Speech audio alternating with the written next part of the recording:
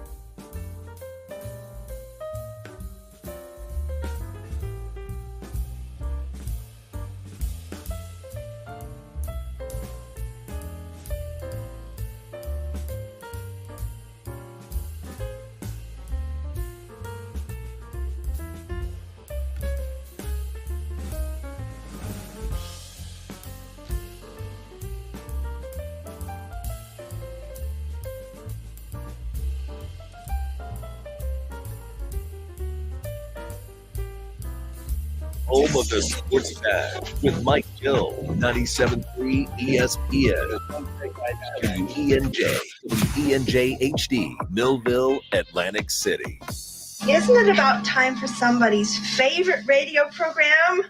97.3 ESPN presents The Sports Bash with Mike Gill. When I'm driving, I got a guy on the radio who talks to me. I can't see him, but he talks to me. Now, live from inside the Ocean Casino Resort Studio, here's Mike Gill.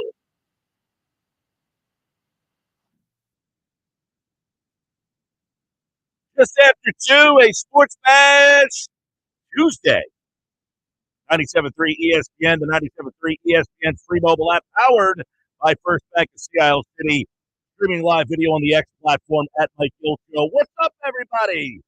I'm your host, Mike Gill. Josh Jennings producing today's show. You out there, we've got Game 3, pivotal tonight, starting at 5 o'clock. You can listen to the game right here on 97.3 ESPN. The Phillies lineup is out.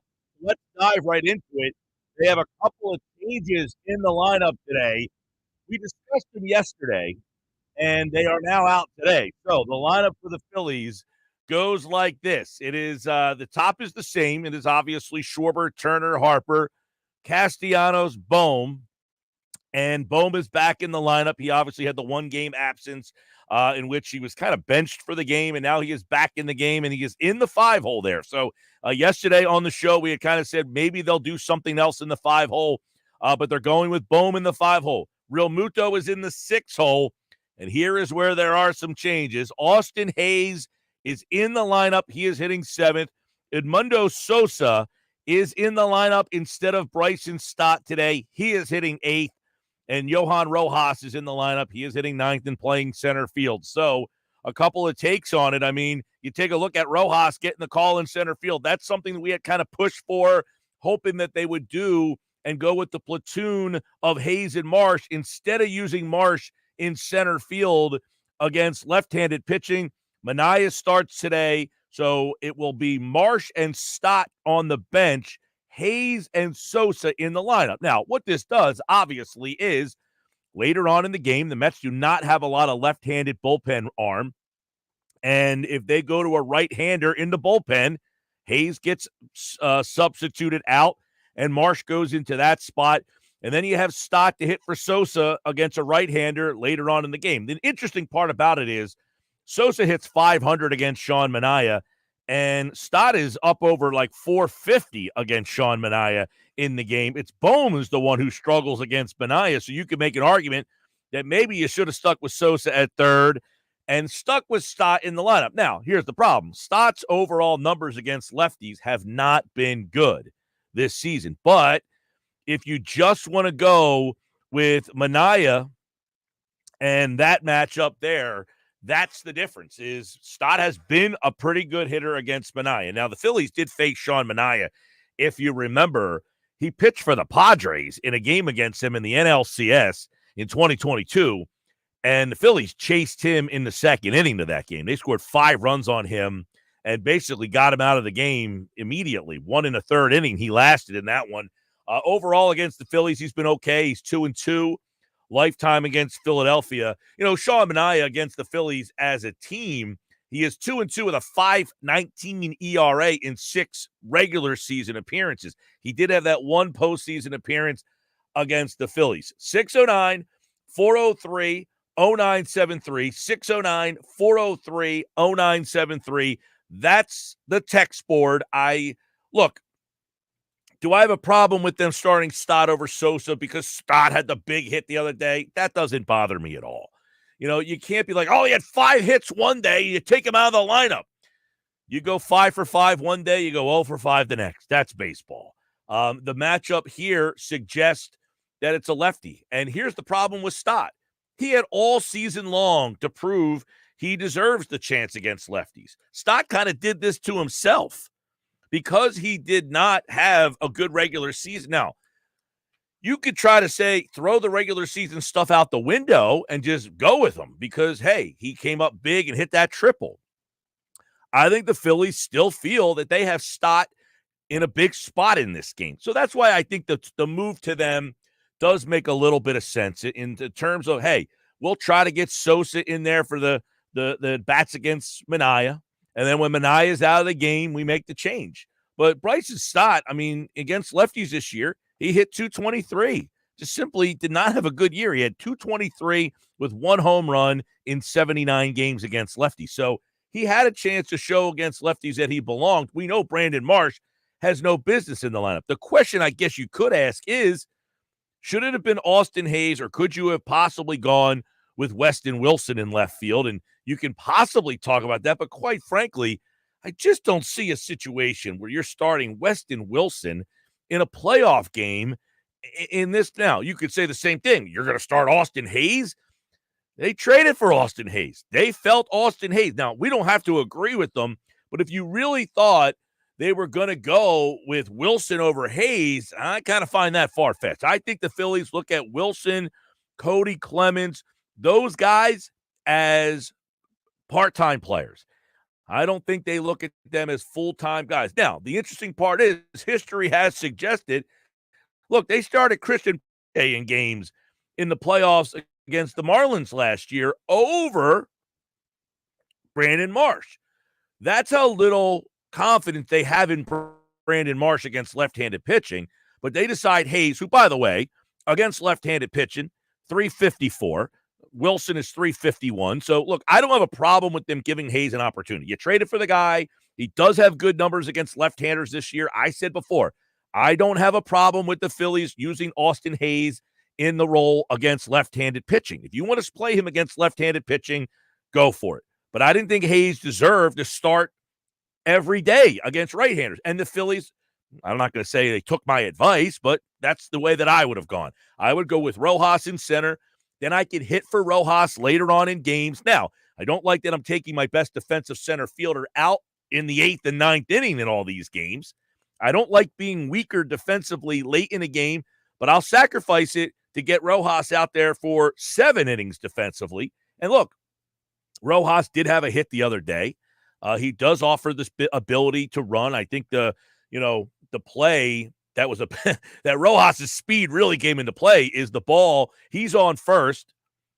He steals second base, and Schwarber hits one to the track. So he has to go from first to second, from second back to first, and then the overthrow happens, and then Rojas ends up getting back to the bag. So he uses his speed to be able to do that. So, hey, listen, it's not ideal. We talk about this all the time. Rojas is not in the game for his offense. He's in there for his defense. And sadly, the Phillies do not have a great option to plug into that spot. So today they're going with Hayes. What do you guys think about the makeup of the lineup today? Once again, 609-403-0973. I'll read it off for you one more time. Schwarber, Turner, Harper, Castellanos, Bohm, Realmuto, Hayes, Sosa, Rojas, and of course you got Nola on the mound. I mean, is it shocking? No, we talked about this. If you listened to the show yesterday, Bob Wankel from Crossing Broad co-hosted with me for the full show yesterday, and he had said he had heard that they were going to go with Sosa in the game.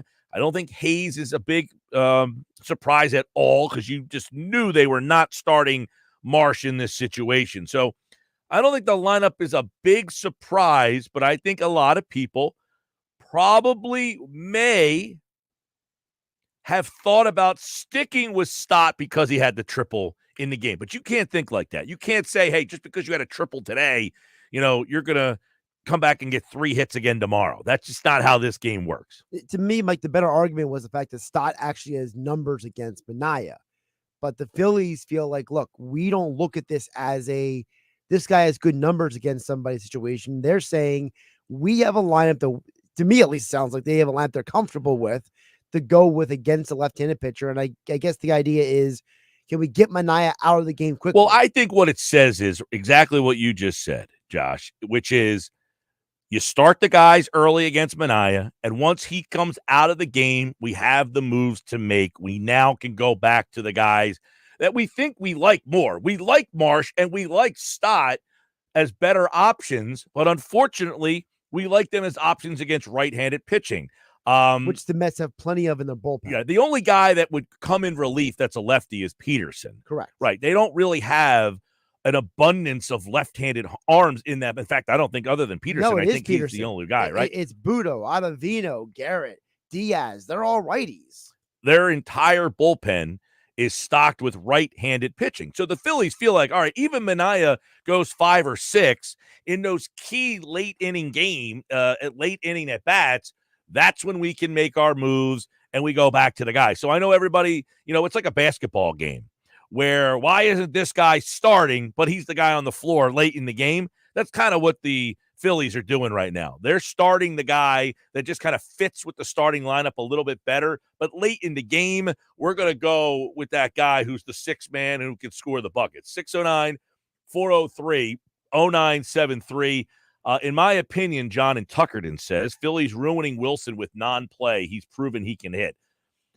Hey, listen, Wilson has been a nice find for this team. In this situation, I just don't think Wilson has enough experience. So you can maybe question why did he not get more of an opportunity during the regular season.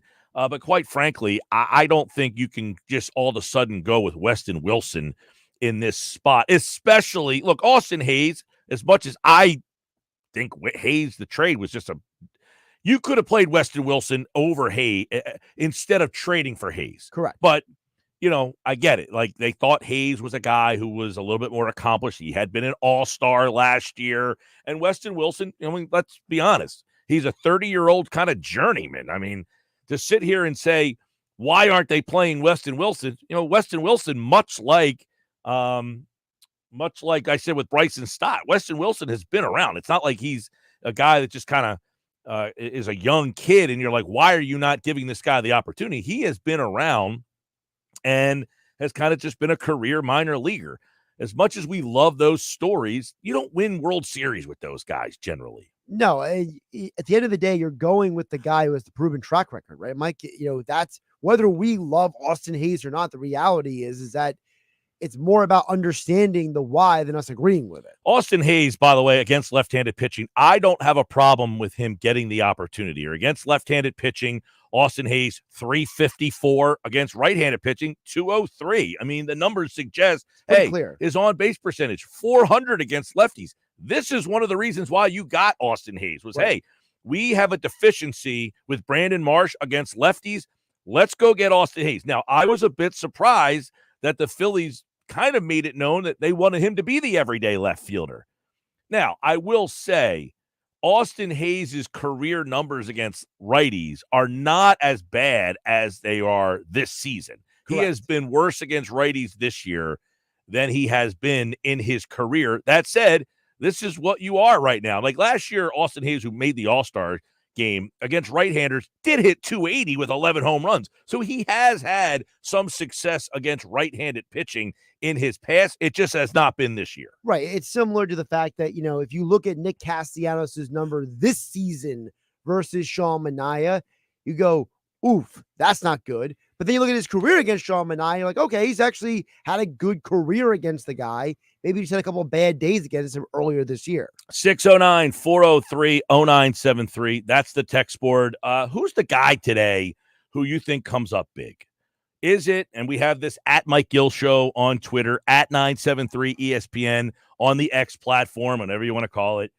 Who comes up big today for the Phillies? And I give you 4 options, but you can list somebody else. Here's my 4 options. Do you think I left somebody out? Okay. Number 1.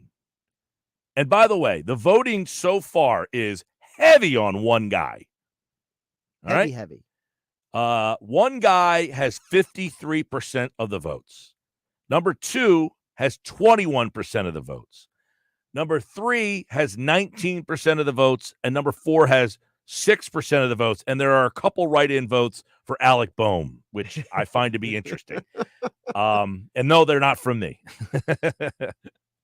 All right. Here are your options. Who comes up big today for the Phillies? Aaron Nola, Bryce Harper, Nick Castellanos, Kyle Schwarber. Now, was there somebody else I should have put in there instead of those 4? I mean, can I put Trey Turner in there? I was gonna say you could have made an argument for, someone like you mentioned Trey Turner, but I was gonna say, if you wanted to make an argument for one of the guys who was playing because of the left-hander today. Well, I didn't know they were in the lineup. lineup when I put the poll up. Gotcha. So they were the 4. And listen, I said you could post whoever you want, and some people have. We have multiple votes for Bohm as the person who comes up big today. So who comes up big today for the Phillies? Right now, 53% are going with the leader, 21% going with number 2, 19% going with number 3, 6% going with number 4. How do you think the voters went? I'm going to assume people are probably now. This is just me guessing because I haven't hit the button on the vote myself yet. This isn't my pick, by the way. I'm going to assume people are going to say Bryce Harper because he's Bryce Harper. Bryce Harper, 19%. Much lower than I thought. Much lower than I thought. Now, my vote is Nick Castellanos. Nick Castellanos, 6%. All right. So are people thinking that Castellanos has already had his big moments and now he's going back to streaky Castellanos? Because they better not. I want to be wrong about Castellanos. I don't want streaky Castellanos. I want hot, consistent Castellanos. Give me that guy. Nick Castellanos has the most game-winning hits for the Phillies this season. I think that you can make an argument that he has been, since the All-Star break, the most important Phillies hitter this year. Mm-hmm. So there's 2 more guys left. One is number 1. The other one's number 2. So I'm going to assume that if it's not Harper and it's not Castellanos, because Castellanos is my vote, and I'm going to assume that Aaron Nola. Nola, the Nola coaster, 53% 53? think that Nola is the one who comes up big for the Phillies. And I got to vote in this poll now. Schwarber, 21. I mean, do people really think that Nola is like the savior of the season?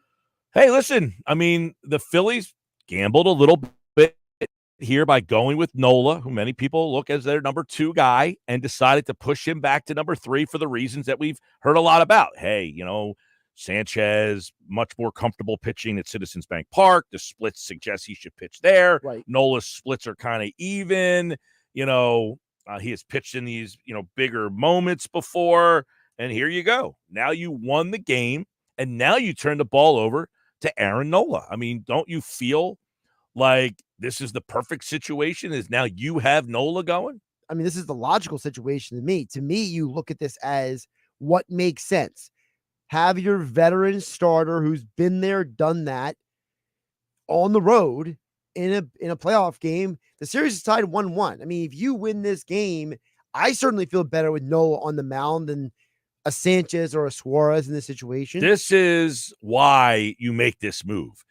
It's a risky move, but now that it's worked out for you, you're supposed to feel like, hey, we made the risk and it worked out for us because now we have the advantage with Aaron Nola, a veteran, pitching on the road in the playoffs where, he said today, I like pitching at Citi Field. It's a nice place, where he should not be deterred. It was at Citi Field. He set that record a couple of years ago when he had the most strikeouts in a row. I think he shut them out there earlier this year. I don't know if he pitched a complete game, but I think he had a really good game down there earlier in the season. 609-403-0973.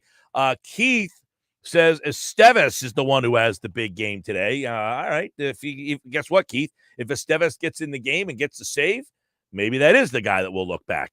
Terry and Galloway, Rojas hits one out today. He'll steal a base for 2. If that happens, Terry, I will be shocked, but I will congratulate you, Terry. If Rojas hits one out today, I would be pretty shocked. Now, stealing a base or 2, I think Minaya, of all the Mets pitchers, gives up more stolen bases than any other Met pitcher. Now, he's a lefty. So that's a surprising stat when I heard that the other day.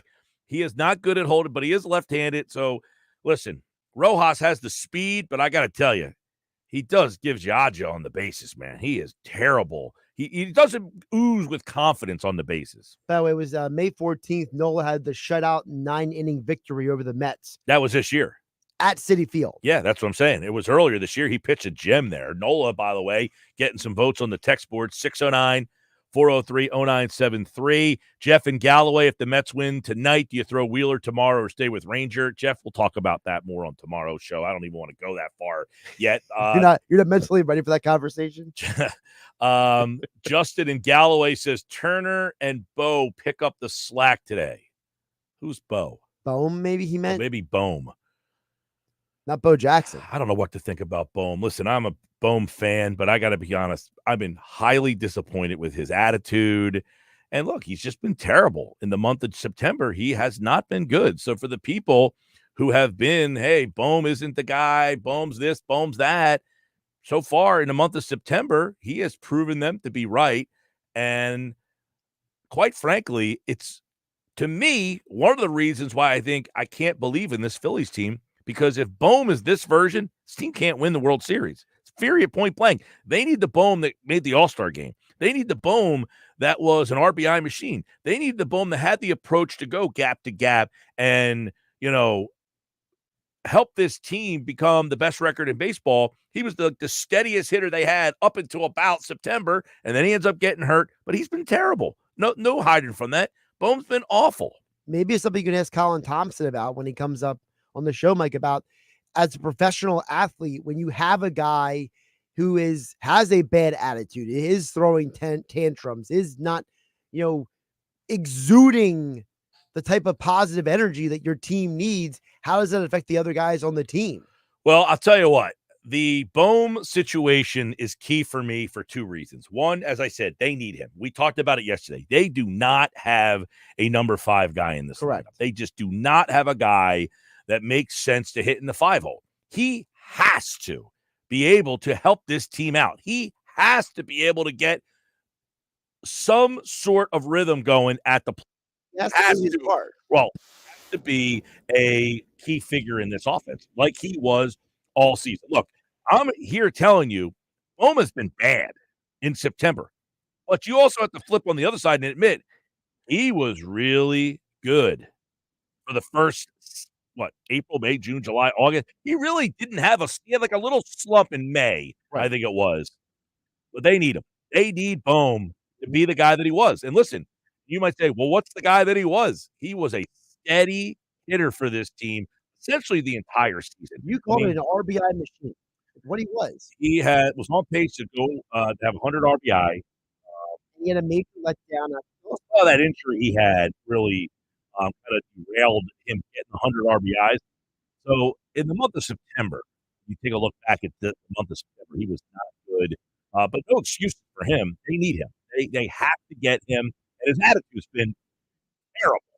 The throwing the helmets, the slamming the bats, all that stuff, he's got to get over it. By the way, in September, he only had 47 at-bats in September. He had 170. But before that, in August, 270, July, 278, June, 284, May, 243, April, 370. So he had pretty much steady numbers all the way through until he got to September when he hit just 170. But he only did that 47 at-bats. Every other month, he had at least 100 at-bats, except for the month of July. You have the All-Star break in there. So, Listen, they need to get him back.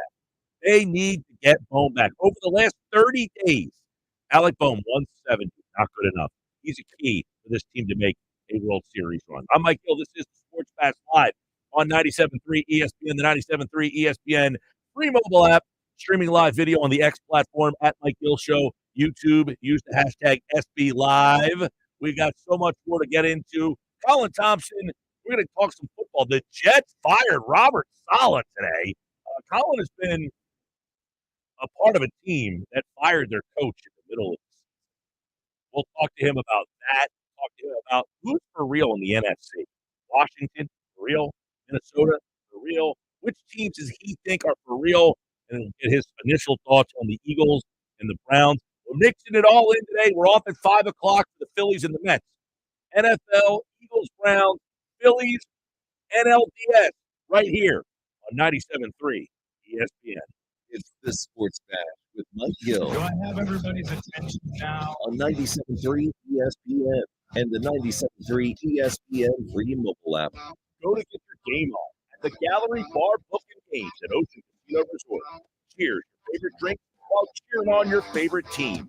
Get in on the parlay while in the middle of a party. Go for the sports scene and go for the endless screens. Go to the Gallery. Go to the Fanatic Sportsbook. Go for the win at Ocean Casino Resort.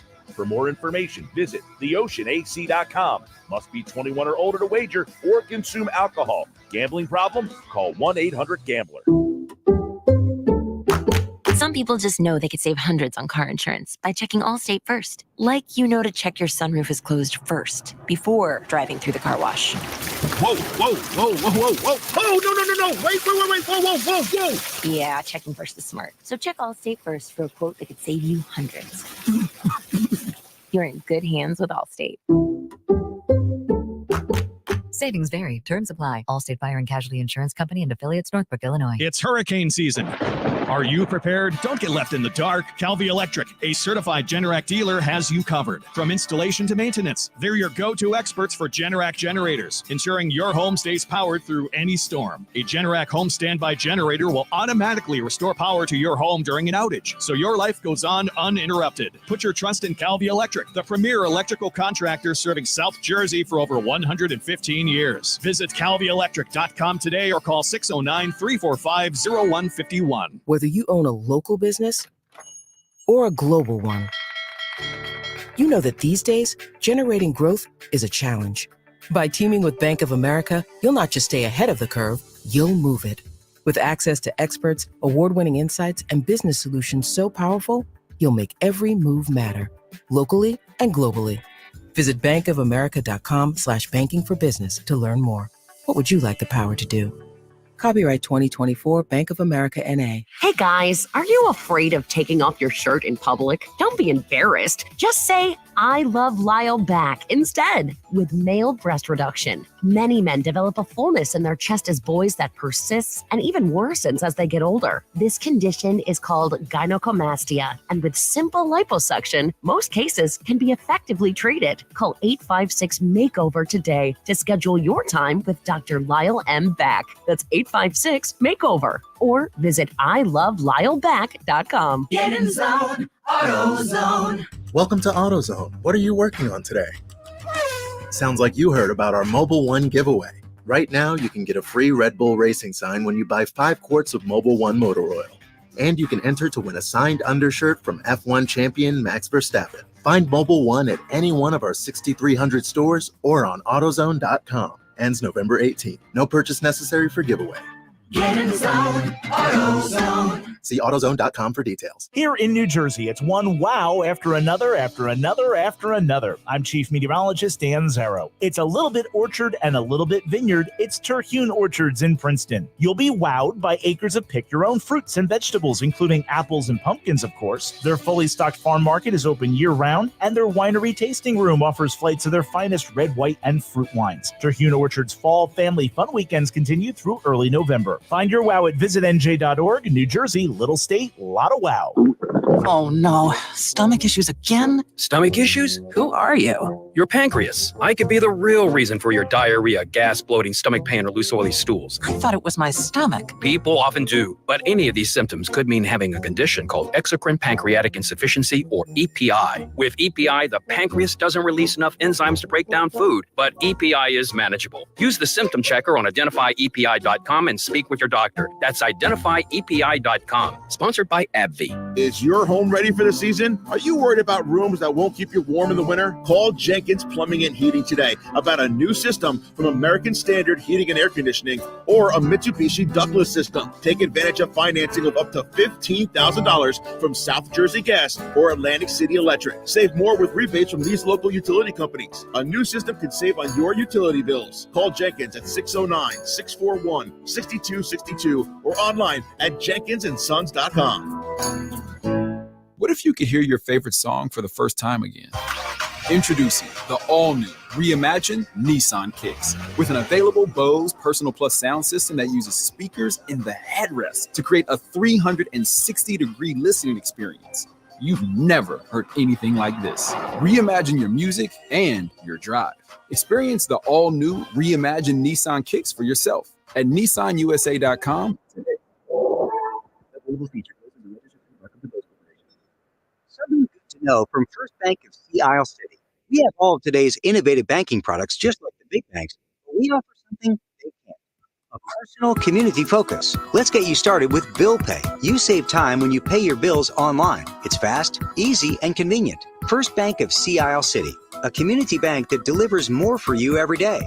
Personal service, today's technology, from the people who truly care. Learn more at firstbankseaisle.com. Member FDIC, equal housing lender. You're listening to the Sports Bash with Mike Gill. And it just keeps getting better. On 97.3 ESPN and the 97.3 ESPN free mobile app. 2:30 Sports Bash, 97.3 ESPN. Phillies and Mets at 5 o'clock tonight on 97.3 ESPN. Colin Thompson, NFL free agent tight end. Of course, you can listen to the Colin Thompson Show on Not For Long Media. The Players Point on Sirius XM NFL Radio. And right here, Tuesdays on the Sports Bash Live on 97.3 ESPN. He joins us right now with a look at everything that's happening in the NFL, as obviously Week 5 is now in the books. We got a 5-0 Chiefs team. We've got some surprises all over the place. We get the takes, but man, maybe the biggest surprise. Walk into work today, Robert Saleh, ready to go, and you're fired. Pink slip. And Colin Thompson, you've been in an organization in the 5th week of the season when the head coach gets fired in Carolina. Same thing happened when you were there. What is that like? What's going on with the Jets players right now when they find this out? Well, it's never good, Mike, right? And we know that. But the hardest part about it is, how can I refocus as quickly as possible? And we talk about this on the show all the time. All this trap game, all the players aren't focused. Listen, yes, you are. Because if not, you're getting fired. This is not real life. This is not 1 + 1 = 2 in this league. It is cutthroat as cutthroat gets. There's been smoke around the Jets now for how long? And Robert Saleh is he's respected in this league tremendously for the defensive side of the football. But really got him fired, I guess, from my opinion, was all the outside noise, right? Not controlling it, not controlling the narrative. A lot of media stuff going on. Yeah, the New York media is rough. So's the New England media. But nothing ever came out about the Patriots because Bill Belichick had nothing to say. So that's why I think at the end of the day, Mike, he got let go. But his defense was tremendous. Honestly, gave teams fits, including the Vikings, who offensively have been just cruising this year. So, yeah, he'll have a defensive job. He may be up for a head coaching job next year. So he's a good football coach. They have some great players. It's a great facility. It's a good place to play football. But at the end of the day, man, this league is unforgiving. And I've been a part of a team where somebody gets fired in season. And from a player's perspective, Mike, it's a challenge for sure. Well, it tells you what the expectations were to be 2-3 and then get the pink slip. It says our expectations, I don't know if they're too high. It feels like, look, Aaron Rodgers is probably it. This is it. We get one shot with Rodgers, and we're taking our best shot with it. And you can't fire players, Mike. You can only fire coaches. You fire players who got major cap casualty issues, right? Like huge, defining. You can't just. Yeah, I think Cleveland's is wrestling with that problem. Could cost Kevin Stefanski his job, yeah. Right? Because the owner's saying, make it work. Make it work. You're 2-time coach of the year, Kevin, St. Joe's prep Philly guy. Played at Penn. Hey, Kev, you got to make it work, right? But again, like I was with Coach Rule in Carolina, who's a Cape May guy through and through. They're having a nice year in Nebraska. Who knows? He may be up for some of these jobs. This is how it goes, man. Who's the next hot hand? But you think he wants to go back to the NFL, Rule? I'm not talking about it on air. But if you see him in Cape May, ask him because he's always down there. No, Coach Rule is tremendous. Who knows, right? I think in the NFL, if certain teams call, you have to entertain anything, right? Right. But Nebraska's a great job. I mean, not many jobs get better than Nebraska in college football or even the sports world. Like being the head coach of Nebraska football, there's no other teams in that state. There's no Eagle. I'm coaching for the Eagles, and you have all these pro teams and college teams. It's a pretty good gig. But Mike, to elaborate on what it's like as a player, I was there. Coach Rule, Steve Wilkes comes in. Literally, it's like Coach Rule's there, talks to the team. And I was emotional, right? If you're a player that cared and took responsibility for your actions and your piece of the pie and why it didn't work, it's not just all on the coaches, everybody. You got to play well as players. And the Jets right now offensively as a unit aren't playing well. So Coach Rule comes in. Then the owner comes in. Quickly, 2 minutes, addresses the new head coach, and you're on to the next thing. And the next head coach is instilling his culture. Like just like that. And then you got to perform. You're paid to perform. You got to be unemotional. You need to be like a military member. You just got to go perform. Like it has a lot of similarities because you can't be emotional. You just got to go. So it's a wild world, man. In the NFL, they're going to be 10 firings this year. Jets are 2-3, and they fired Robert Saleh today, and we'll see what happens next. Let's get a couple takes on what we saw. Now we're right past the quarter pole, 17 games. There's really not a real quarter pole, but after 5 weeks here, the Washington Commanders 4-1. They're in first place. Does this team have staying power in the NFC? Absolutely, they do. And I got crushed by saying at the beginning of the year that my teams that I thought were – now, I thought Titans were going to have a better year, so I'll admit I was wrong there. But it was Saints, Cardinals, Bucks, Vikings, and Washington Commanders. Colin Cowherd says it all the time, and I always use it. I think it's genius. Who's your owner? Who's your GM? Who's your quarterback? Who's your head coach? If those 4 things are good, you're going to be really good. And Washington has that now, and good ownership compared to what they had before. That's for sure. We all know Mr. Harris, who's the owner of the Sixers here, and have seen how that program's turned around, and a lot of positivity going on there. Their GM, Peters, comes from the Niners. You can argue John Lynch is one of the best GMs in the NFL. They still drafted the quarterback Lance and gave up all that capital, and they're still loaded. And then, so he's a good player and a good GM in Peters. Dan Quinn, he's a Jersey guy, first and foremost. So shout out to Jersey football. And second, that guy's tremendous. I've told the story before. He recruited me University of Florida. He walked out the door. My mom said, "You should go play for that guy." That's the type of impact Dan Quinn has. He's the man, and you could see that team loves playing for him. That's at the end of the day what it's all about. Are you loved? People love playing for you. Either you are fun to play for and you hold us accountable, or you hold us accountable and you're okay to play for. Bill Belichick, right? So, at the end of the day, then you're at quarterback. You nail that. And then I think, too, Mike, guy's going to be up for jobs this year, Cliff Kingsbury, because he bet his future on Kyler Murray, who got hurt, and he's still a good football player, but it didn't work out. Cliff takes a year off, goes to the beach, then goes to USC, and then now what? I mean, to get a quarterback ready to play like that's impressive. So Cliff will be in the mix for sure for these jobs.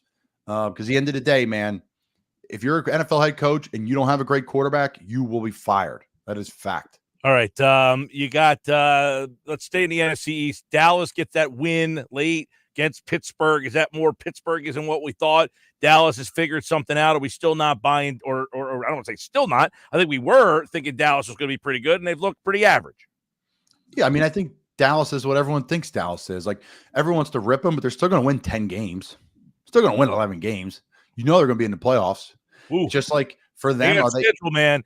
They got Detroit, San Francisco. Yeah, but Tennessee, Houston. I don't think you could play that game anymore. I used to play that game a lot, but I don't think you can in the NFL now. I get what you're saying. I'm just saying, for them to win 10 games, they're going to have to beat some really quality opponents, like multiple ones along the way. And so far, they just don't. The run game's just not there. That defense, they looked good the other night.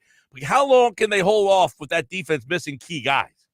I hear you. No, you're 100% right, Mike. What's the depth of the team? The depth of these rosters are what are going to carry you through the injuries of these seasons. The injuries are going to pile up on teams. That's just fact. It is football. People are going to get hurt. That's 100% injury rate. 100%. You will get hurt when you play.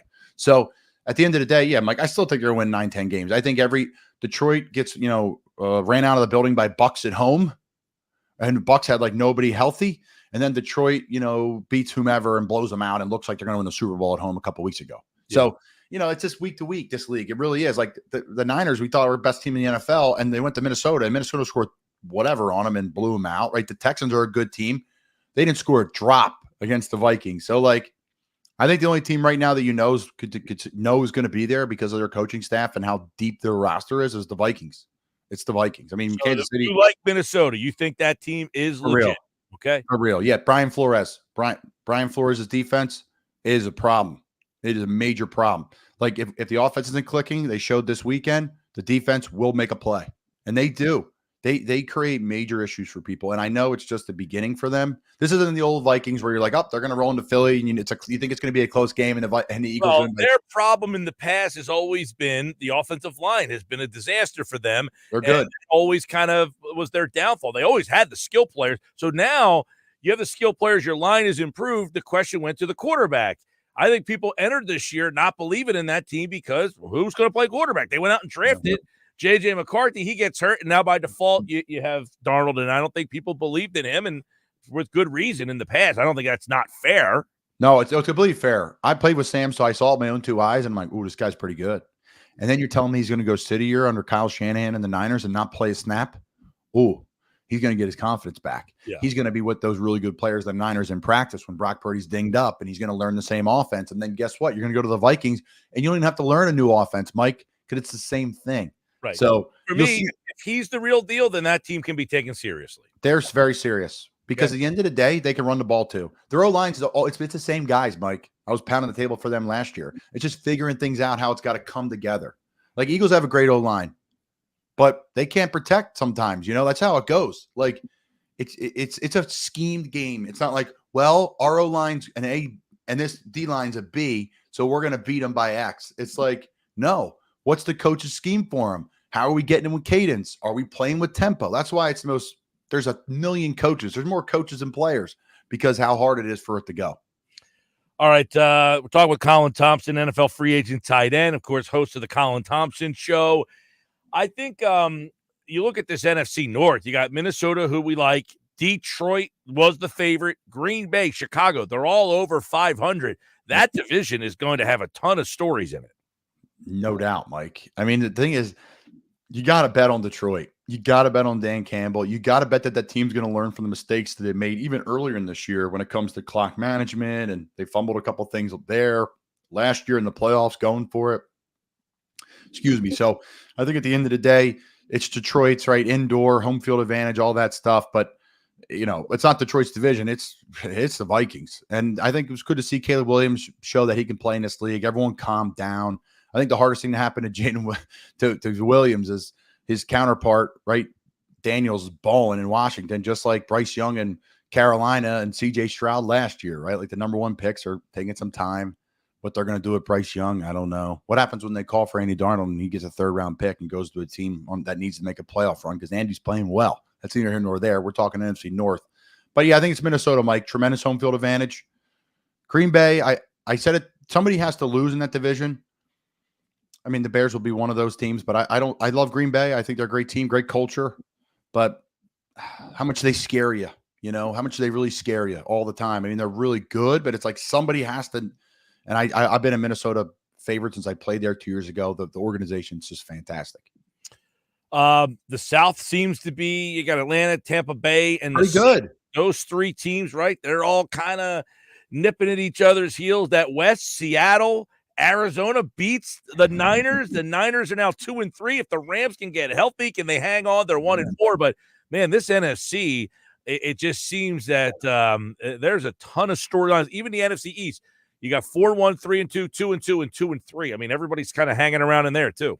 I think that's my point earlier, Mike, where I think years ago you could be like, all right, they got Jacksonville, they got a bad Miami team, and they're playing the bad Texans. They're going to go 3-0. I don't think you can do that anymore in the NFL because you're like, oh, the Bucks, okay, Saints, okay, Carolina, okay. All of a sudden, the team, they all look good other than obviously Carolina. It's been tough. They were decent at times this year, actually, believe it or not, but they have really a lot of more injuries on defense and they just can't fill the gap. So, no, I'm a Baker Mayfield fan. I play with him too, with Sam. They competed against each other, and Baker beat out Sam.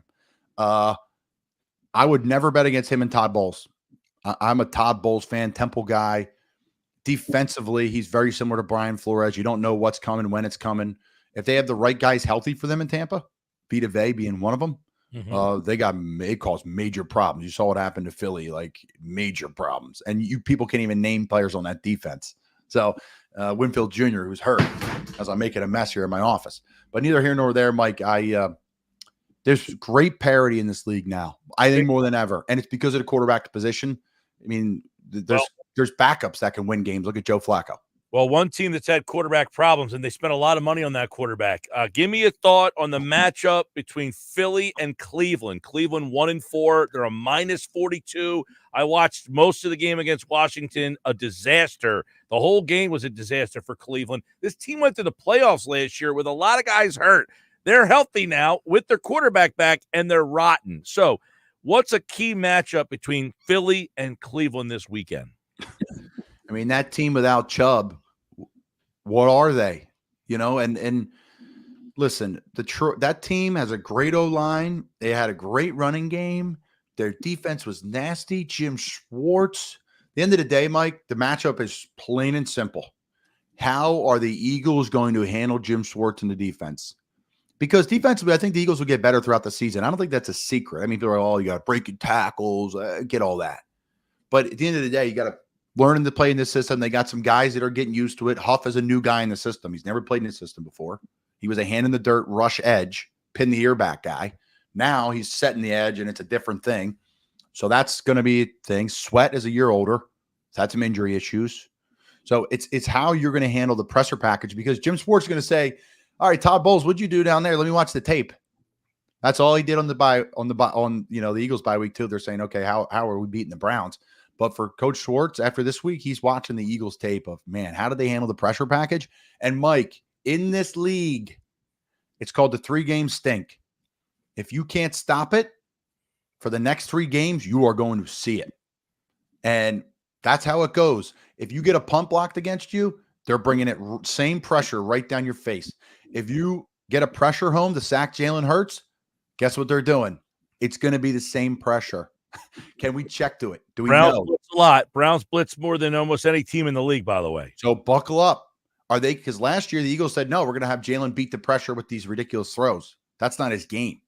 So how are they going to handle it? I think they got to run the ball. They got to get the tight ends in there. They got to get him under center, play action pass. I've said it all along. Look what the Saints have done by doing that. Right? They hung in that game last night, and Carr made that throw late that was on the dime before he got hurt. So, by the way, which is interesting, the Browns defense has blitzed opposing quarterbacks at the 3rd highest rate in the NFL this season, 39% of the time. Jim Schwartz did not blitz like that when he was here. Yeah, so there's a reason why, right? He's probably saying, hey, I don't like this. He's got 2 great rush players, right? Garrett being one of them. So, listen, hold on to it, because they're going to be coming, Mike. Big time pressure. That pressure number is going to be up 50%. All right. Colin Thompson from the Colin Thompson Show, Sirius XM NFL Radio, Not For Long Media, right here on the Sports Bash. Phillies and Mets tonight. I'll let you go and get yourself ready to go. Mike, Key West this weekend, Celtic Conch, and this past weekend, Celtic Conch and Shots and Giggles packed for the Phillies games. People going crazy. The Celtic Conch is Sea Isle people. I was there last weekend. That's where you watched Saturday? I watched, both games. I popped into both places. Yeah, Bedlam. I was down at Dewey Beach, Bedlam. Crazy. Oh, it's great. It's great. Great time of year. Great time of year. Country club down in Dewey. Country club. Shout out. We could just do a bar show. You ever been there? No, Mike. Cape May guy. I don't find myself over at the Delaware beaches. Yeah, jump on the ferry for the day. You come right back. It's a nice ride. Find me at the Seaview. Tony's Tendon Bar on the top of the ferry up there. How many bar shout outs can we do? Thanks, Mike. All right, man. We'll see you.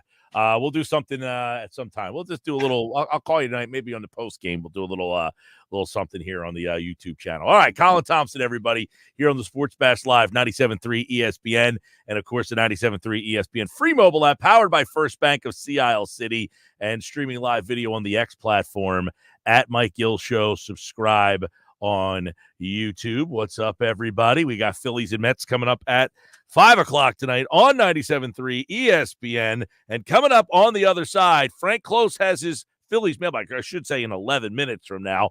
Frank Close has his Phillies mailbag playoff edition at 3 o'clock.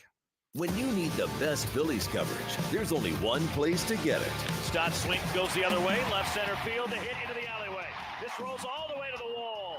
Around third, here comes Castellanos. He scores. Bryson Stott, an opposite field double. The Sports Bash with Mike Gill on 97.3 ESPN. 97.3 ESPN has teamed up with Seize the Deal for incredible weekly offers from some fantastic local restaurants. Here's this week's big deal. Get a $50 gift card good for use at Villa Basilari in Buda for just $25. Get this great deal starting Friday at 9 a.m. at seizethedeal.com. Hurry, chances are this deal will sell quickly. For more info on this great deal, go to seizethedeal.com. Seizethedeal.com. Meet Cheryl. Hey. She's on vacation and lost in the moment. Unfortunately, so is her Chase debit card. It's got to be somewhere. Maybe she lost it at salsa night. These skirts should have pockets. Or maybe she lost it at Pilates. 3 and 2 and... But she's not worried. With the Chase mobile app, she can lock her card till it turns up. Tools that help protect. One bank that puts you in control. Visit chase.com/checking. Chase, make more of what's yours. Chase mobile app is available for select mobile devices. Message and data rates may apply. JP Morgan Chase Bank, N.A. member FDIC. It's the time of year for killer deals. You've had your eye on some hot new wheels. We want to pay off your loan or lease and tell your old car to rust in peace. Get to Matt Black Kia today. Buried in a loan or lease? Matt Black Kia wants to get you released and treat yourself to 0 down, 0 payments until next year, even 0% up to 72 months on every clearly marked new Matt Black Kia in stock. You won't need a costume to get a brand new Matt Black Kia Forte LXS under 20 grand. That's right, a brand new Kia, just $19,999 with any trade. That's less than most used vehicles. It's gotta be a Matt Black Kia. Bulletproof credit 24 EV9 and 6, $13.88 per thousand. Not all will qualify. Credit may affect down payment. Offers can't be combined. Go to MattBlackKiaNJ.com for complete details or 888-505-6670. Price includes all costs to be paid by consumer, except for licensing, registration, and taxes through KMF. Rebates and incentives to dealer. Expires 10/31/24. Matt Black Kia, 6211 Black Horse Pike, Egg Harbor Township, and on Route 37 in Toms River. Lowe's knows it's easier to make the right calls when you have the right team. That's why our Lowe's Red Vest associates can help with game time decisions. Plus, use in-store mode on the Lowe's app to find what you need. Under pressure at home and want it soon? Order online by 2 p.m. to get it same day. Same day valid on eligible in-stock items and select zip codes only, subject to driver availability. Fees vary based on purchase. Exclusions and more terms apply. See Lowe's.com/same-day delivery for details. Hi, it's Pete from Chicken Pete. What's better than a Sunday brunch? How about brunch on Saturday and Sunday? Weekends from 10 to 2 at select Chickies and Pete's locations. Try one of our delicious brunch sandwiches like chicken and waffle or our incredible breakfast tacos. How about a crab fry skillet featuring our world famous crab fries topped with egg and cheese, add peppers and onions, roasted peppers, crab or lobster. Or try our classic avocado toast. Pair your meal with one of our tasty brunch cocktails. Every Saturday and Sunday, 10 till 2 at Chickies and Pete's. Everyone, what did you think of the chocolate bar? It's too chewy. Feels kind of chalky. Too much nougat. I need to go brush my teeth. Business is booming for Steph's small marketing research firm. After all these focus groups, there's only one conclusion. I need more researchers. And she's way too busy researching Does this have peanuts? to waste time researching resumes. I need Indeed.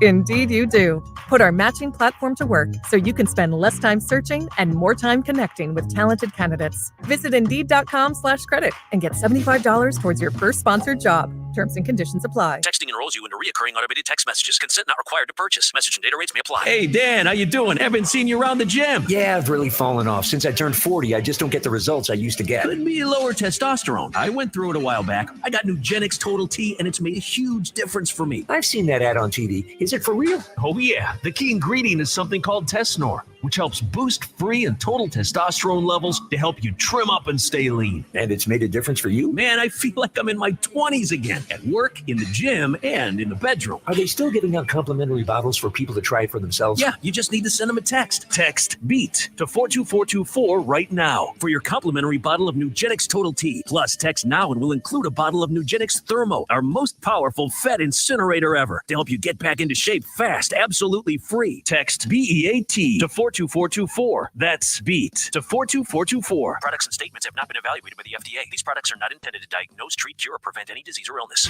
Score a touchdown when you bank with Jersey Shore Federal Credit Union. Catch lower rates on loans and higher rates on savings. You'll cheer when you don't have to pay a penny to get your own money, since they offer 85,000 surcharge-free ATMs. Get the details or open an account online with just a $25 minimum deposit at JerseyShoreFCU.org, or swing to a branch in Northfield, Galloway, Hamilton, or Rio Grande. Federally insured by NCUA, Equal Housing Lender. You're listening to The Sports Bash with Mike Gill on 97.3 ESPN and the free mobile app. All right, Sports Bash Live, 97.3 ESPN, the 97.3 ESPN free mobile app, streaming live video on the X platform at Mike Gill Show and YouTube. Use the hashtag SB Live. Subscribe. Hey, I want to tell you about Nizam's Indian Restaurant, Route 40, Egg Harbor Township. It's ready to serve you delicious Indian dishes. And check out this. It's an Eagles football special. Free tandoori spicy chicken wings. The week the Eagles win for dine-in customers only. So if the Eagles win Sunday, all week long, you get the free wings at Nizam's Indian Restaurant. South Jersey's best Indian restaurant, serving authentic food from different parts of South Asia, serving the best delicious delicacies that will satisfy your taste buds. Yeah, that's the thing. You get all the taste buds moving and shaking at Nizam's Indian Restaurant. They were voted the number 2 best restaurant in the entire state of New Jersey by NJ.com. Frank Close's Phillies Mailbag is up next. The playoffs continue on ESPN Radio. Swing and a line drive, base hit, left field. That's headed to the wall, and headed home is Trey Turner, and the Phillies have won Game 2. The Mets and Phillies, locked up at 1 game each. Shift to Queens for a pivotal Game 3. It's the NLDS Phillies Mets Game 3 on 97.3 ESPN. Later today, coverage begins at 5 p.m. Tommy! I can't wait for golf this weekend, huh, buddy? Time flies. Love you, man. Oh, don't forget your knee brace again. We aren't in college anymore. Moments together matter, so help protect yourself from RSV. If you're 75 or older or 60 plus with a chronic condition like asthma, COPD, heart disease, or severe diabetes, you're at higher risk of landing in the hospital from RSV, and there are no prescription RSV treatments. Check eligibility and schedule your RSV vaccine at vaxassist.com. Sponsored by Pfizer. Something good to know from First Bank of Sea Isle City. We have all of today's innovative banking products just like the big banks, but we offer something they can't. A personal community focus. Let's get you started with Bill Pay. You save time when you pay your bills online. It's fast, easy, and convenient. First Bank of Sea Isle City, a community bank that delivers more for you every day. Personal service, today's technology, from the people who truly care. Learn more at firstbankseaisle.com. Member FDIC, Equal Housing Lender. This season, get premium tech that inspires joy from Dell Technologies. Bring projects to life with the XPS 16. It delivers supercharged processing for enhanced productivity and freedom to express yourself. Performance-class Dell PCs with Intel Core Ultra processors deliver a dedicated engine to help accelerate AI. Enjoy free shipping, Dell rewards, and expert support. When you get a Dell PC with AI, it gives back. Shop now at Dell.com/deals. With fall savings at the Home Depot, you can get up to $1,600 off select appliances from top brands like GE Profile. Save space and time with the new combo washer and dryer and do it all in one machine. And with Smart Dispense technology, the right amount of detergent is automatically added to every wash. Laundry day is a whole lot smarter with the GE Profile Ultra Fast Combo with Smart Dispense only at the Home Depot. Right now, save up to $1,600 and financing on select appliances with fall savings at the Home Depot. How doers get more done. Price about September 26th through October 16th. U.S. only. See store online for details. Cooper's our new neighbor down the shore. Introducing Cooper University Hospital, Cape Regional. Healthcare is going to improve in Cape May County. We're excited to bring our award-winning care to our new neighbors in Cape May and Atlantic counties. You'll have greater access to top specialists, advanced technology, innovative treatments, and outstanding cancer care at MD Anderson Cancer Center at Cooper. Cooper University Healthcare. Together, we're doing something extraordinary for families down the shore. Attention! If you owe money to the IRS, this is an urgent message. The IRS is cracking down by sending out heart-stopping letters, aggressively garnishing paychecks, seizing bank accounts, and putting liens on homes and businesses. They call it enforced compliance, and you better watch out because penalties and interest on unpaid taxes compound daily, making it seem impossible to ever get out of debt. Don't let the tax debt destroy your life. You need to call Optima Tax Relief, the #1 tax resolution firm. They're experts in the Fresh Start Initiative, one of the biggest breaks that the IRS has ever offered. If you qualify, you could save thousands. Optima's resolved over $1 billion of tax debt for their clients. A+ rated with the Better Business Bureau, they'll fight to get you the best deal possible. Call Optima now for a free consultation. Call 800-473-9933. 800-473-9933. 800-473-9933. Optima Tax Relief. Some restrictions apply. For complete details, please visit OptimaTaxRelief.com. Hi, I'm Dan Tracy. I'm a workers' compensation attorney. At Goldenberg Mackler, we've handled thousands of workers' compensation claims over the years. Our experienced attorneys understand the law and will fight to get you the benefits that you deserve. When injured at work, make the right call to Goldenberg Mackler. Call us at 609-344-7131. That's 609-344-7131. Or visit us online at gmslaw.com. home of the Philadelphia Eagles. They got him again! Sixers. Bang! It's good! Ball game! And Flyers. Tipped in front of the net! 97.3 ESPN. WENJ. WENJ HD. Millville, Atlantic City. A Town Square media station serving all of South Jersey. This is the Sports Bash with Mike Gill on 97.3 ESPN and the 97.3 ESPN free mobile app. Now live from inside the Ocean Casino Resort studio, here's Mike Gill.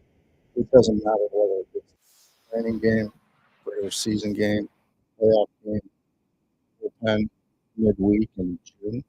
He's the same guy, and he's so consistent with his process, his preparation, that he really just puts his body on autopilot, goes up and pitches. And because the process is consistent, I think he doesn't really think about it. He just goes up and pitches. For the moment, you never get.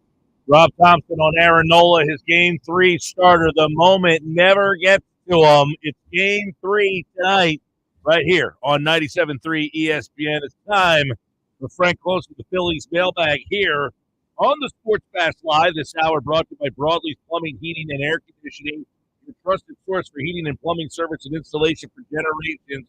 609-390-3907. Online, Broadleaf.net. There he is, ahead of Game 3 with all the answers to the questions in the Phillies mailbag. But before we get to some of the Phillies mailbag questions, which you can check out at 973ESPN.com, Frank, the lineup is out. It is scrolling on the bottom of the video screen. Sosa is in over Stott. I guess that one is the one we'll talk about first. Mildly surprised, not surprised. What do you think of that decision? Well, clearly they want the right-handed bats in this lineup to face Sean Manaea. Sean Manaea has not pitched that well in the postseason throughout his career. His ERA is over 10. And so I think that the Phillies really wanted to load up on those right-handed bats and go right after Sean Manaea. Including the game against Philadelphia when he pitched for the Padres. They chased him after 1 in the third. They scored 5 runs off him there. Stott has handled himself against Manaea. He's hitting over 400, but Sosa's hitting 500 against Manaea. I guess let's go to the other decision they made. Marsh is out. Hayes is in. Probably not much of a surprise, but a lot of people on the text board wondering, how about Weston Wilson here? Are you okay with Hayes in left field? Hayes has better numbers against left-handed pitching. I mean, you could argue that Wilson maybe earned a look, but the Phillies acquired Hayes for this. He performed very, very well against left-handed pitchers before he came to Philadelphia, and even better once he came to Philadelphia. So I think this is a game for him, and hopefully it will pay dividends. I mean, I think long-term, as we've talked about, they need to come up with a little better solution with this platooning that they're doing, but I think in this case, you want to go for the jugular with Manaea. This game is a pretty crucial game to take that 2-1 lead. Bohm is back in the 5-hole. We know he was coming back. Are you surprised he went right back to the 5-hole? They don't really have a great option for number 5. Yesterday we talked a little bit about maybe Real Muto to the 5-hole, move Bohm. Would you have put Bohm right back in the middle of the lineup? I would have. I might have put him 4th. I mean, if you look at the numbers for the years, Castellanos actually does better in the 5-hole than the 4-hole. But you know, I think after that day off, if you want to call it that, Bohm needed to go right back where he was. I think we saw Rob Thompson try to wake him up a little bit, and I don't think you wake him up by burying him. And besides, when you're doing your righty lineup, you'd have to put Sosa there or Hayes there or Rojas there. I know you're not doing that. So they really needed him to hit that high in the lineup just by default, if nothing else. Rojas is in the lineup today, by the way. He's in the 9-hole playing center field. That's another thing that you and I discussed a lot about, whether or not they were going to keep Rojas there, maybe play Marsh against lefties and move him to center field. They end up going with Rojas here, which, by the way, he did get a hit the other day, but they've been hitting for these guys. It seems like, hey, you know what? We'll start Sosa and we'll start Hayes. The Mets don't have lefties in their bullpen, so when they go to the bullpen, the Phillies can counter with their starting players. Yes, that's a very fair thing to say, and they can take advantage of that lack of left-handed dominance in the Mets bullpen. So I really like this. They seem to want to go out and get a good lead against Manaea, and then once he's chased, yes, you said, they can put the lefties in and really go for the attack. I mean, going going 1-2 versus 2-1 is such a big difference, especially with perhaps some questions surrounding Game 4.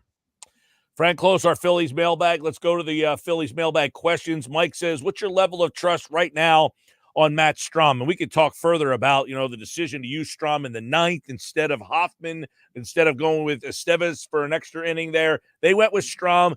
Game 1, he failed them, and Game 2, he failed them. So what's your level? Mike wants to know that. So I first would counter with a question. What's your level of trust in Jose Alvarado? Because if you're Let's stop right there for a second. Because if this was last year, would Alvarado have not pitched in that spot over Strom? He sure would have, right? So I think we know that if you look at the tale of 2 seasons here, one was a dominant all-star left-handed pitcher this year in the bullpen, and the other struggled. And, it was Jose Alvarado who struggled. So, it's pretty interesting if you take a step back, Mike, and you look at the Mets' last 10 days or so. The Mets not only got to Strom, an all-star, but this all began with them clinching last Monday, getting to Raisel Iglesias, one of the top relievers in the game with the Braves. Then they take it to Devin Williams of the Brewers, arguably the best closer in the game. And then they get to Jeff Hoffman and Matt Strom. So, you're seeing four really good relievers all in a row that anybody would love to have as their bullpen, all getting rocked by the Mets. I think what you're seeing here, the Mets came into this very well prepared. They made some really good adjustments against 4 really good pitchers in the last couple of weeks.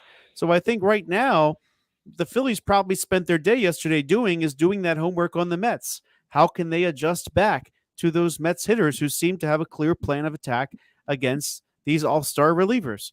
So I don't think the Phillies are going to go Alvarado. In fact, I think they would go back to their all-star Matt Strom. I think here he could be in a position where he can adjust back to them, and they can get some key outs from him. But I still am perhaps a little bit more weary about Jose Alvarado than I would be wary about Matt Strom at this point. Why not Hoffman in that game the other night in the ninth? Why Strom against righties? I mean, I guess Lindor is a switch, and they wanted to move. Is that the reason they wanted Lindor to hit right-handed? Yeah, I think that's fair to say. Like, whenever you look at the Mets lineup, there's 2 lefties you need to worry about. It's Lindor, and then it's also Nimmo. So switching Lindor around usually is an advantage for the team that faces him. All right, Frank, a couple more. Let's go to the mailbag questions here and get CJ. All right, these are kind of the similar type of questions, so we'll ask them both as you kind of map them out in the mailbag here. What's Zach Wheeler's role in Game 4 if the Phillies lose? Best case scenario from Ranger here. Somebody texted a question similar to that me earlier. I'll let you answer that because at the beginning of the show, I don't want to think about a loss yet. But I guess you got to have it in the back of your mind. If you go into a Game 4 and you lose today, what's the deal? Yeah, I think you said it pretty well. That you don't want to anticipate there being a loss at this point, right? I think the Phillies are setting things up to go for a victory today up in New York behind Aaron Nola. But if they do go into Game 4 down, I think there's going to be a quicker hook on Ranger Suarez. Now, one of the nice things is either way, if Suarez struggles as he has, the bullpen, anybody is going to be fair game on Wednesday, even if they pitch today, because they had the off day yesterday. They're going to have another off day on Friday. So any relief arm is fair game. Now, what I could see happen is if the Phillies really are up against it, I could see Zach Wheeler saying, hey, let me pitch, just because he's a gamer like that. And one of the neat things, if you look down the road, if you do end up saying, all right, Zach, go get us a few innings and help calm this game down, they could still, as they get to the next round, they could pitch on Game 5, Christopher Sanchez, and then they would have Aaron Nola for Game 1 in the NLCS, and Wheeler would line up still for Game 2. So now that's thinking way down the line, but I think you don't even really want to go there, of course, until you find yourself facing elimination. But I think the Phillies, I do feel good about the Phillies today. I think if they do win today, then you're basically looking at Ranger Suarez at the bullpen. If they don't win today, then I think anything's on the table.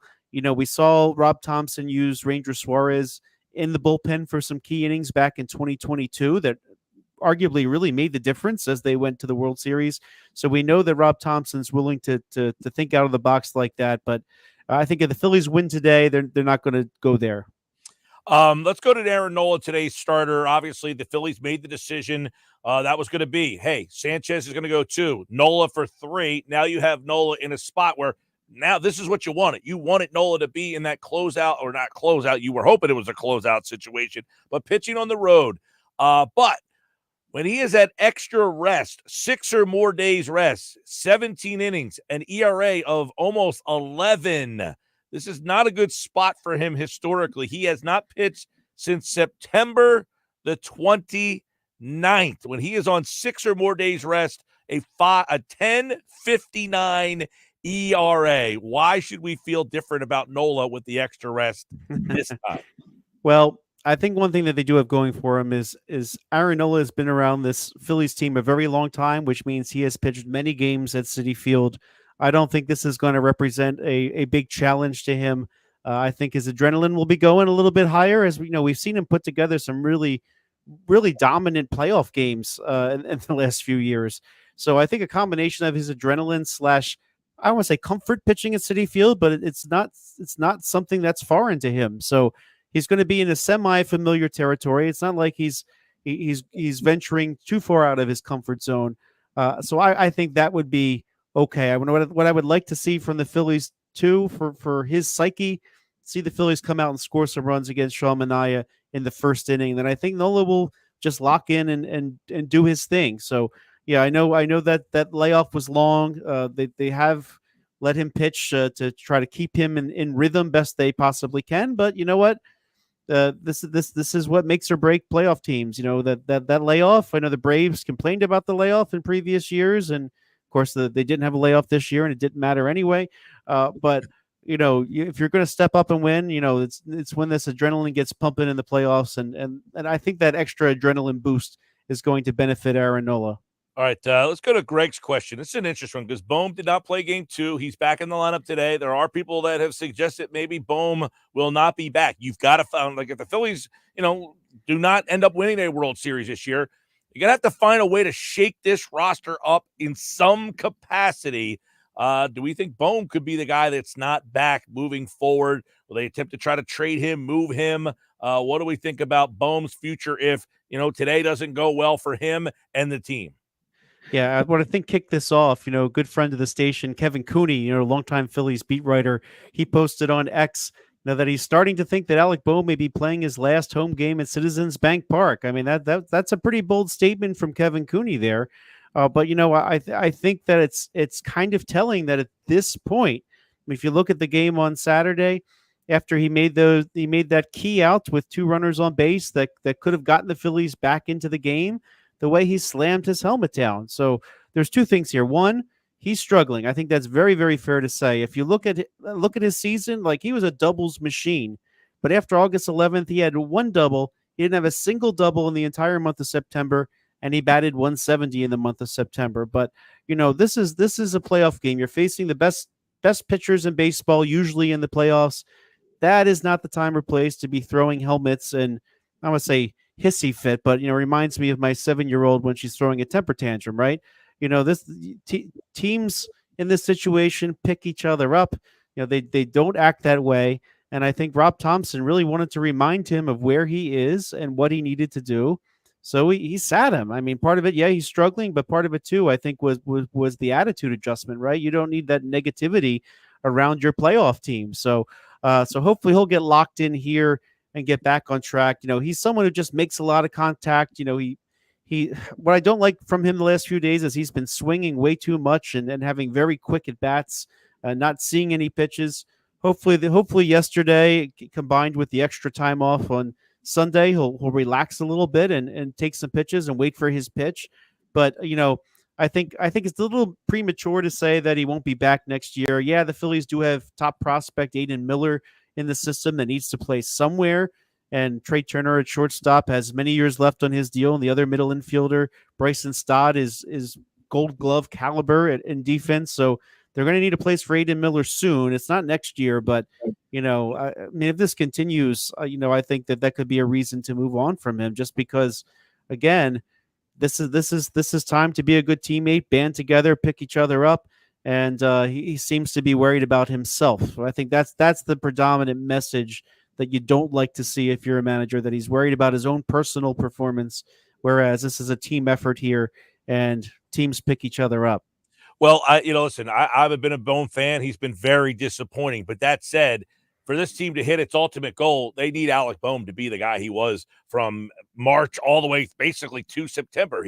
He did not really have a down month at all. I mean, he hit 240, I think, in earlier, maybe in May or June, one of those two. But he's been about 270, 280 all the way through, driving in runs. They need that guy. I mean, you cannot have what you have in September, Boehm, and hit him in the 5-hole and think this team's going to win a World Series. Yeah, I agree with you there. Like the right-handed lineup against lefties, that relies on Alec Boehm making contact and having big hits. So he's got to step up. I mean, I don't want to be thinking yet about how the team would look next year. I still tend to think he's going to be back next year, but he's got to get it together. It just seems like he's lost control. Frank, just to interject on that, it's hard to see. See, here's the problem they have. Like, they got so many guys they're tied to, and getting out of those deals, somebody has to be the guy who doesn't make a lot of money. Boehm and Stott right now are those two guys, but they have to be a big part of the team. I think it's disappointing that Stott is – look, I get it. Stott, I said earlier in the show, Stott had his opportunity to hit against lefties, and he failed this year. That's why the decision has been made. He didn't get pulled against lefties last year because he proved he can handle it. This year, he did not produce against lefties, and he forced the Phillies to have to make this decision. Yeah, I agree with you. And I think the jury's still out on Stott. I think he still is a high contact hitter who will figure it out a little bit more. But yeah, for a situation like this, you do want to get the right-handed bat in for the reasons you said. But I'm sure you're going to see Stott later in this game once the bullpen comes in. I still have a lot of high hope for Stott. And remember, in addition to the bat, what we're talking about, I mean, Stott, again, Gold Glove caliber second baseman. I mean, Nico Horner of the Cubs might be a little better and edge him out for the Gold Glove award, but I would be shocked if he's not at least one of those finalists. I agree. Listen, I would prefer Stott to be in the lineup today. Look, they hit him fifth the other day. How many teams hit a guy fifth in the lineup one day and then he's not playing the next? I mean, that shows you, we keep talking about this offense and the depth of this lineup, but it kind of shows you they don't have the depth in this lineup right now. Yeah, it's amazing. All the money they've spent on superstars, you'd think that they'd have somebody there. They need that left-handed bat in that middle against righties, or when they're facing lefties, they need it in the form of Alec Boehm. So one of the two. I mean, I have high hopes for both of them and their abilities, but one of them's got to be a legit number 5 hitter on this team. Yep, we're talking with Frank Close, our Phillies insider, 97.3 ESPN.com, getting ready for the Phillies and the Mets. Game number 3, it's at Citi Field. Thoughts on that? They have not played at home for a while. This is Lindor's first game at home. It feels like since the All-Star break. But the Mets, the crowd there and all that jazz for New York, who's been away for so long. Well, I think there's going to be a lot of Phillies fans there as well, Mike. So this might still feel semi like a home game for the Phillies. As I was saying in regard to Aaron Nola, he's in a comfortable environment there, I believe. And the batters, too. They've played a lot of games at Citi Field. I mean, there's a reason why they called that corner Utley's Corner, right? Because the Phillies have played there a lot of times. Now, I know in the last couple of years they changed the schedule a little bit, and it's a little bit different. But that is a comfortable place to play. There'll be lots of Phillies fans there. You think enough to make it like I was, a lot of people were talking how many Met fans were going to be there. I thought that was a legitimate, possibility that the Mets would have a lot of people there, that it would have been noticeable. It turned out not to be noticeable. Well, I've seen the Philadelphia fans on the road. I think there's going to be a lot of them there. So the Phillies fans are very committed. And if you look at the prices of tickets on the resale market, my gosh, all these really good division series that are going on right now, all of which tied at 1, by the way, a lot of really good teams. The Phillies and Mets, they had by far the most expensive ticket price. So you can tell that means there's the demand for it. And that demand is coming from Philadelphia, driving up those prices, I believe. So I think we're going to see a significant amount of Phillies fans there at Citi Field today. All right, Frank Close, we got game 3 today, game 4 tomorrow. So they jump right back in, and Suarez will pitch tomorrow. He has already been announced as the game 4 starter. They're going to go with Quintana. So back-to-back days for lefties for the Mets, which means probably back-to-back days with Marsh and Stott out of the lineup for the Phillies. Today, of course, you've got Sean Manaea and Aaron Nola. That's your pitching matchup, and you can hear every pitch at 5 o'clock right here on 97.3 ESPN. All right, Frank, we will catch up with you soon, buddy. Sounds good, Mike. All right, Frank Close, our Phillies insider from 97.3 ESPN.com. His Phillies mailbag appears every Tuesday during baseball season. We get so much on this show. John McMullen going to jump in. You know, there's a stat about this Eagles game against the Browns that stands out to me. I wonder if John can kind of explain it a little bit more. Adam Kaplan, football at 4. Nick's Nuggets will get back into the baseball. The lineup is out. You can check it all out today, right here on 97.3 ESPN. I'm Mike Gill. This is the Sports Passion. Coming up, Johnny Mack with a thought or 2 or 3 or 4 of the Eagles as they look to get back. Reports out there that A.J. Brown, Devontae Smith, Lane Johnson, all returning. Plus, they've opened the practice 21-day window on 2 players. What will their role and impact be?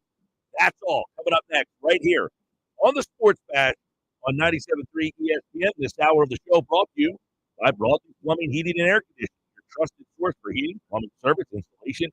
Call them 609-390-3907 or visit them online at broadleaf.net. Stick around. More Sports Bash coming up. When you need the best Phillies coverage, there's only one place to get it. 3-1. This one hammered left field and deep. Watching it go is Kelly over JT Real Muto. The Sports Bash with Mike Gill on 97.3 ESPN. Lenny Kravitz, blue and Mexican 2024.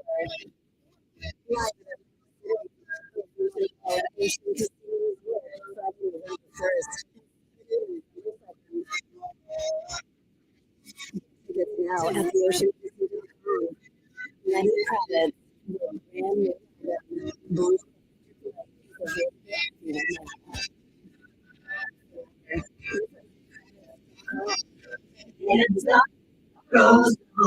Welcome to Auto. What are you working on today? Sounds like you heard about our Mobile One giveaway. Right now, you can get a free Red Bull Racing sign when you buy 5 quarts of Mobile One motor oil. And you can enter to win a signed undershirt from F1 champion Max Verstappen. Find Mobile One at any one of our 6,300 stores or on AutoZone.com. Ends November 18th. No purchase necessary for giveaway. See AutoZone.com for details. What's better than one win? 3 wins. With Street Savings, you keep your own phone. Get one line for only $25 a month with real unlimited data and get rewarded with a $200 phone credit after 12 months. It's a win-win-win. Head to Walmart or visit StraightTalk.com today. Switch to Straight Talk. Less dollars, more cents. Street Savings Plan enrollment reverse. Compatible unlock device and new line of service. Bonus device credit requires 12 months active service. Offer ends if eligibility requirements are no longer met. Taxes and fees apply. For network management practices, see Straight Talk's terms and conditions. Whether you own a local business or a global one, you know that these days, generating growth is a challenge. By teaming with Bank of America, you'll not just stay ahead of the curve, you'll move it. With access to experts, award-winning insights, and business solutions so powerful, you'll make every move matter, locally and globally. Visit bankofamerica.com/banking-for-business to learn more. What would you like the power to do? Copyright 2024, Bank of America. Meet Sarah. First time Nana moments. Welcome to 101. To any girls trip moments. Your can't miss moments are worth protecting against RSV. If you're 75 or older or 60 plus with a chronic condition like asthma, COPD, heart disease, or diabetes, you are at higher risk of being hospitalized from RSV, and there are no prescription RSV treatments. Check eligibility and schedule your RSV vaccine at vaxassist.com. So where should we go next? Sponsored by Pfizer. With fall savings at the Home Depot, you can get up to $1,600 off select appliances from top brands like Samsung, ranked #1 in customer satisfaction. Wash and dry in one cycle with the Samsung Ultra Capacity All-in-One Washer Dryer Combo from the Home Depot. And get laundry day done faster, running a super speed load in 98 minutes. Right now, save up to $1,600 in financing on select appliances with fall savings at the Home Depot. How doers get more done. JDPower.com/award for more details. Good morning, Doctor. Hi, Doctor. Dr. Jackson's practice is growing. We're still short-staffed. He needs a good patient doctor. How do we not have enough doctors to doctor all these patients? And he doesn't have the patience to sift through hundreds of resumes. I need Indeed. Indeed, you do. When you sponsor a job on Indeed, it's easier for talented candidates to find it, which makes it easier for you to hire them. Visit Indeed.com/credit and get $75 towards your first sponsored job. Terms and conditions apply. I juggle a lot. Constipation with belly pain from irritable bowel syndrome with constipation or IBS-C with laxatives and fiber isn't enough. My doctor recommended a way to get ahead of it. And I said yes to Linzess. Linzess linezolid is a prescription medicine that treats IBS-C in adults. It's not a laxative. It's a once-daily pill that helps you get ahead of your symptoms. It's proven to have more frequent and complete bowel movements and helps relieve overall abdominal symptoms, belly pain, discomfort, and bloating. These symptoms were studied in combination, not individually. Do not give Linzess to children less than 2. It may harm them. Do not take Linzess if you have a bowel blockage. Get immediate help if you develop unusual or severe stomach pain, especially with bloody or black stools. The most common side effect is diarrhea, sometimes severe. If it's severe, stop taking Linzess and call your doctor right away. Other side effects include gas, stomach area pain, and swelling. Talk to your doctor and learn more at linzess.com or call 1-800-LINZESS. This season, get premium tech that inspires joy from Dell Technologies. Bring projects to life with the XPS 16. It delivers supercharged processing for enhanced productivity and freedom to express yourself. Performance-class Dell PCs with Intel Core Ultra processors deliver a dedicated engine to help accelerate AI. Enjoy free shipping, Dell rewards, and expert support. When you get a Dell PC with AI, it gives back. Shop now at Dell.com/deals. 97.3 ESPN has teamed up with Seize the Deal for incredible weekly offers from some fantastic local restaurants. Here's this week's big deal. Get a $50 gift card good for use at Villa Basilari in Buena for just $25. Get this great deal starting Friday at 9 a.m. at seizethedeal.com. Hurry, chances are this deal will sell quickly. For more info on this great deal, go to seizethedeal.com. SeizeTheDeal.com. You're listening to the Sports Bash with Mike Gill. Never thought this radio stunt would catch on so big. On 97.3 ESPN. 27, McMullen's here. He's brought to you by Boardwalk Honda. Shop their new, pre-owned, certified pre-owned Hondas online at boardwalkhonda.com. I'm Mike Gill, John McMullen, Bird 365, weekday mornings at 8 a.m. on the Jacob Media YouTube channel, Sports Illustrated. And he joins us to talk a little bit about the matchup, Eagles and Browns. You can listen to the game right here on 97.3 ESPN. And, of course, I saw an interesting stat, John. I'd like to get your take on this one. Eagle fans will probably laugh at this one, but I noticed today in doing a little research for this game and this segment, Jim Schwartz is blitzing more than basically every team in the league. I mean, they blitz the third most out of every team in the NFL. That was not the case when he was the coordinator here. Is that correct? Yeah, that's correct. I mean, Jim's philosophy has always been, to get home, and most coordinators, to be honest. Right, I was surprised. I mean, they are blitzing 39% of the time. It's the third highest rate in the NFL. Yeah, if you got Jim in a truth serum type situation, it'd basically be that's probably not a good sign. His thought process: if you get home with 4.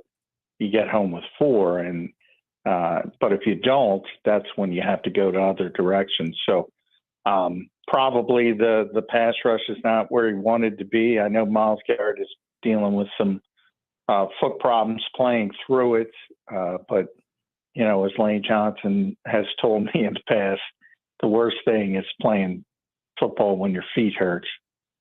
So that's a really, really difficult injury for somebody to push through. That's not a good sign. One of the many not good signs for Cleveland. There's certain guys, obviously it starts with probably Todd Bowles and Brian Flores right now. Those are the two guys. I think Denver's blitzing a lot as well. No more Wink Martindale, but those are the two guys you kind of default to and Steve Spagnuolo, which is weird because I saw Troy Aikman say he doesn't blitz that much, and I'm like, come on, Troy, what are you talking about? Well, I was surprised. Yeah, I was surprised. Heard that, and then reading this today, that the blitz happy Browns, and I'm thinking, wait, Jim Schwartz is the coordinator there, and obviously Hurts 13 interceptions since he's entered the league against the blitz. That's the third most in the league. So in this game, do we think Jim Schwartz wants to dial up blitzes against Jalen Hurts, or is this not a week where he wants to do that? It's kind of because Hurts has been the third best quarterback against the blitz this year, so it's a weird dynamic. Yeah, there's a lot of weirdness because you thought Jalen was going to face a lot more blitzes than he has during the first 3 weeks specifically. And then Todd came a little bit, and I don't think he was as successful in Tampa. But, that had a lot to do with who was available. And, the crazy difference, I think Lane Johnson has 90-something pass protection snaps this year. He's given up 0 pressures. And Fred Johnson's got 70-something, and he's given up 16. That's the difference in those two particular players. So that, explains some of the issues in Tampa at least. But, I've not delved into Cleveland all that much yet. Start that tomorrow when we get back to practice and all that stuff. That's very surprising from Jim Schwartz. That's not his typical mode of operation. Mm-hmm. And in theory, with Miles and Zadarius Smith and those guys, you would think they wouldn't need to blitz. So, a lot of strange things going on. Jalen's been better in those first 3 games, but again, that was one of the biggest surprises to me is that nobody was blitzing him, which kind of surprised me. And in the short sample size, the smaller sample size, he has done pretty well. But yeah, most of the league, that's interesting. Maybe Jim is zigging when everybody else is zagging, because most of the league is playing coverage now more than heavy blitzing. And maybe he's trying to find that sort of place to get ahead of the curve. So maybe that's an adjustment. But from talking to him for years, that surprises me. Well, I think it surprises a lot of Eagles fans who are listening, saying, "We wanted him to blitz. He never did it here." Yeah. Well, and again, that's kind of football. Everybody goes one direction, and somebody else goes the other direction, and maybe you find a little bit of an advantage. Maybe that's what he's shooting for. Maybe it's the injuries. But yeah, he typically is a guy, if he can get home with 4, he wants to get home with 4, which makes sense. Everybody wants to get. That's right, which is what he did here. He had that wide 9 alignment here. Jim Schwartz, the coordinator for Cleveland. Let's get into some Eagles news and notes as they get back to practice tomorrow. Nick Sirianni will talk right around noon. They're back on the practice field. Kind of an odd time. Again, they're going like 3 o'clock in the afternoon, the Eagles, as they get ready here. But they will with 2 new guys on the field. Any impact from Sidney Brown and Anais Smith, both getting their 21-day windows open? They can activate those 2 players at any point between now and the next 21 days, or they cannot play this season. I would imagine both will be activated and able to play. Maybe not this week, but do either one of those guys add anything to this roster? Yeah, I think Sidney will. He'll be at the bare minimum. He'll be a core special teams player, so he'll be able to help and give you better depth at safety. If C.J. Gardner-Johnson continues to perform poorly, who knows? Maybe he could be in the mix down the road. But it's 9 months. Monday, interestingly, they started the practice window was exactly 9 months to the day. He tore his ACL against the Giants. So that's generally the time frame where you need that thing to heal properly. And there'll be some rust. Vic was talking about it last week. He's been at practice pretty much the entire time. He feels fine. He looks fine. He looks great. But again, that's an injury where probably at the 6-7 month mark you feel completely fine, but it hasn't healed completely. So you have to be very cautious with that type of thing. He looks as fast as ever, going straight ahead. The key is, lateral movement, going side to side, things like that. I think he'll start, slowly and they'll ramp him up, but he should be a contributor. As Anias is interesting because, honestly, anytime you give it a football player an MRI, you could probably find something wrong with them. And the Eagles, let's be honest, were trying to stash him. They didn't want to cut a 5th round pick. And, now he's back. At least he can practice for this 3 weeks, and they're going to have to make a difficult decision, maybe as a punt returner because Britton Covey's out, and Cooper DeJean, it looks like, is going to get more work in the slot, maybe taking over for Avonte Maddox. So maybe they want him to focus on that, and he can find a role as a punt returner. But, I hope they don't put him back on injured reserve because as a young player, sometimes you just got to do him a solid. It's not that big of a deal if you have to cut a 5th round pick. I mean, how he holds on to these guys. And that's one criticism I have of Howard Roseman, whether it's James Bradford, whether it's Devin White, whether it's Anias Smith, he's holding on to these guys like grim death trying to get a day 3 pick. It's like, and especially him as a young player, if you're not going to utilize him, you're not going to give him a chance to practice. I mean, let him have a second opportunity somewhere else. But, Well, on that front, real quick with Britton out, they really haven't had a guy step up into that 3rd spot. I mean, I guess you're saying he would have no ability to help them out in that slot. I mean, that's kind of what he was drafted for. I know in the preseason, he had a couple of moments in the preseason, had like 10 targets. Could he play the slot at all and help this team, or is he not ready for that? Well, he wasn't very good. I mean, it was in really the offseason as a whole, dating back to OTAs. Now, they found a stress fracture in his shin at the combine, so that sent him back, and he wasn't completely healthy in the spring. Was dropping the football a lot, got to training camp. It continued, did not have a good camp. Started to come on a little bit, probably the last 10 days. He started to get a little bit more confidence, wasn't dropping the football as much. And the last preseason game is, he had a bunch of targets. I think he had 6 catches for only 36 yards. So it was all the manufactured stuff at the line of scrimmage, things like that. He's not advanced enough. He's not a good route runner. I don't now, the Eagles aren't exactly loaded at that 3rd receiver position, but you would think, even though they haven't been utilizing him, Jahan Dotson, as he gets more comfortable, has got to be a better option for you. But, I almost forgot about him.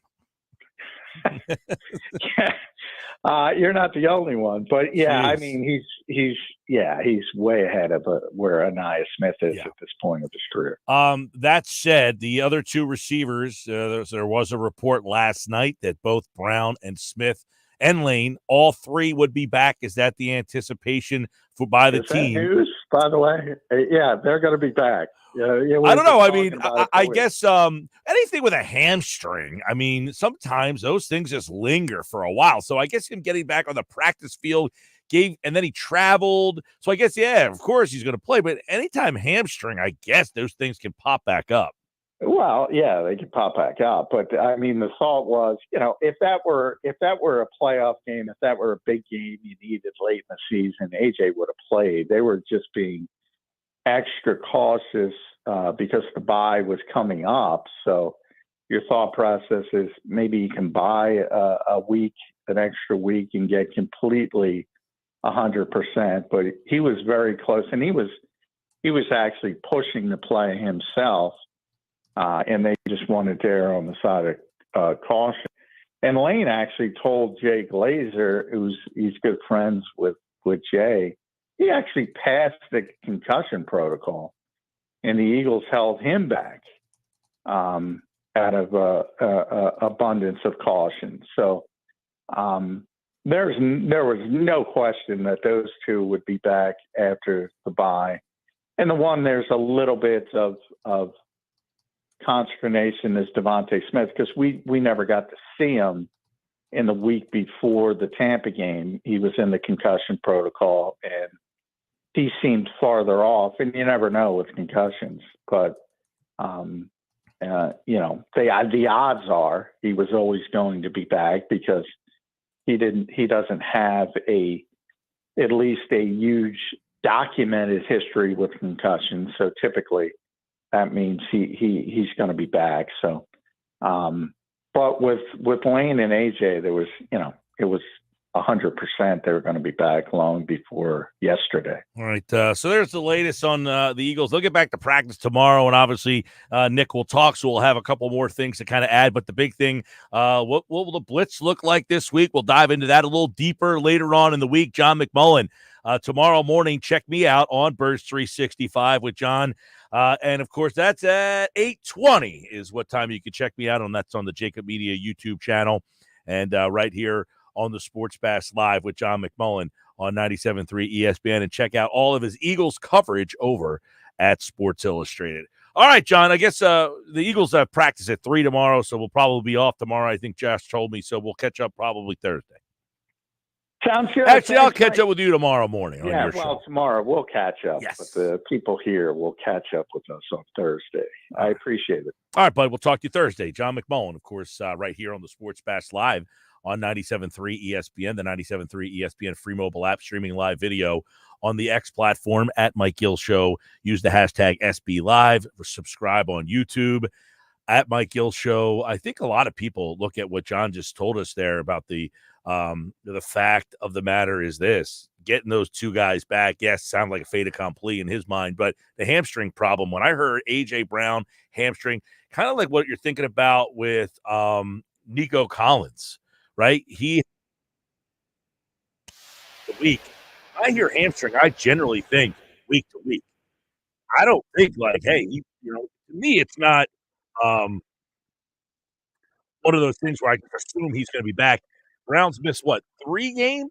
He missed 2 or 3 games, Brown. He missed 3 full games for the bye week. So we'll see. He should be back. Big help, obviously. The story of the blitz, though, with Jim Schwartz, I thought that was an interesting stat. And John and I will talk more about that throughout the week here. They're going to probably, I bet you that John might ask Sirianni about that tomorrow, now that we gave him that information. I'm Mike Gill. This is the Sports Bash Collins, brought to you by Boardwalk Honda. Shop their lineup of new pre-owned and certified pre-owned Hondas online, boardwalkhonda.com. When we come back, it's this edition of Who's Hot and Who's Cold, my NFL playoff team. And I can't tell you that I'm very confident about these right now, 5 weeks into the season. It is a mess. The parity is crazy in the NFL. By the way, we're leading you up to Phillies and Mets coverage at 5 o'clock right here.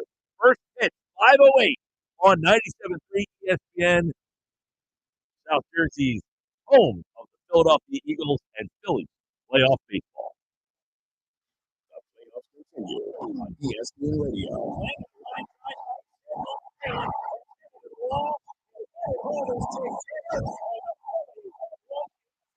The Mets and Phillies locked up a 1-game. It's the NLDS Phillies Game 3 on 97.3 ESPN later today.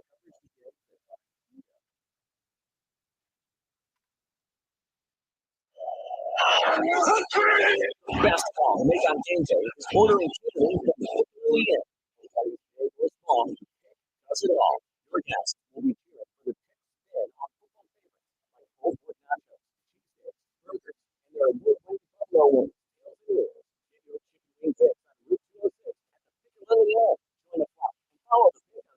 store or at Piccalilly.com for their pick game specials. And be sure to pre-order to guarantee your spot in Sunday's lineup.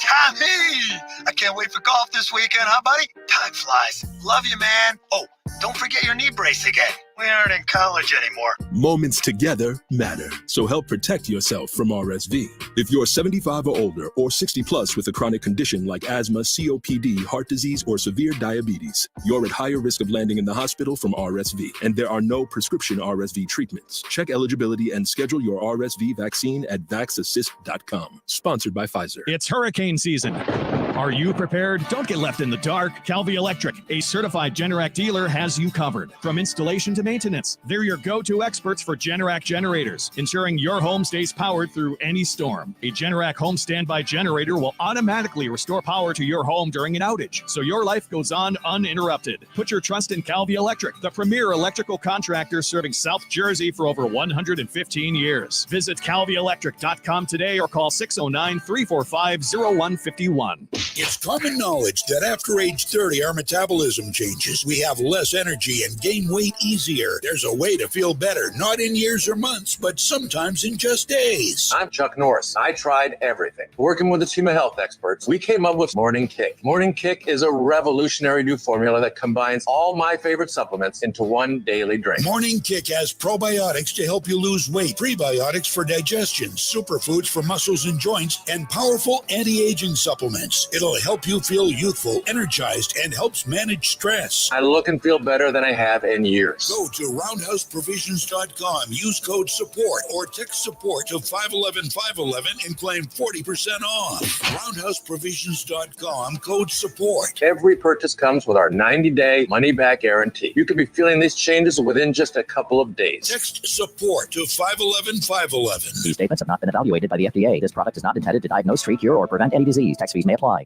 The time for holiday hosting is upon us, so make your second bathroom second to none with HomeDepot.com's best savings of the season. Right now, enjoy up to 40% off select online bath. Find the latest on-trend styles of vanities, faucets, showers, tubs, toilets, and more. All at prices that will let your budget relax, right along with you and your beautifully renovated bath. Get up to 40% off select online bath plus free delivery at the Home Depot. Subject to availability, see HomeDepot.com/delivery for details. It's time to review the top 3 highlights of the day. I'm joined as always by my co-anchor Snoop. Hey, what up, though? Snoop, number 1 has to be getting the new iPhone 16 Pro with Apple Intelligence at T-Mobile. Yeah, you should hustle down to T-Mobile like a dog chasing a squirrel, chasing a nut.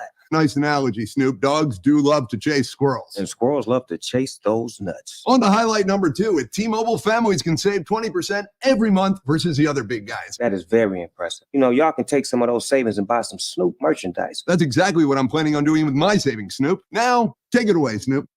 Head to T-Mobile.com and get the new iPhone 16 Pro with Apple Intelligence on them. Now drop that jingle. With 24 monthly bill credits, eligible trade-in on Go 5G Next. Well-qualified customers plus tax and $35 connection charge. Cancel entire account before receiving 24 bill credits, and credit stop and balance on required finance agreement too. Bill credits end if you pay off device early. See how you can save versus the other big guys at T-Mobile.com/switch. Apple Intelligence coming fall 2024. Did you know that New Jersey is leading the nation in clean energy investments? Really, New Jersey? And all with one thing in mind. You. Me? Uh-huh. New Jersey's Clean Energy Program offers incentives and services that benefit New Jersey residents, businesses, education, government, and nonprofit entities to help them save energy, money, and the environment. Save money while saving the planet. Who knew?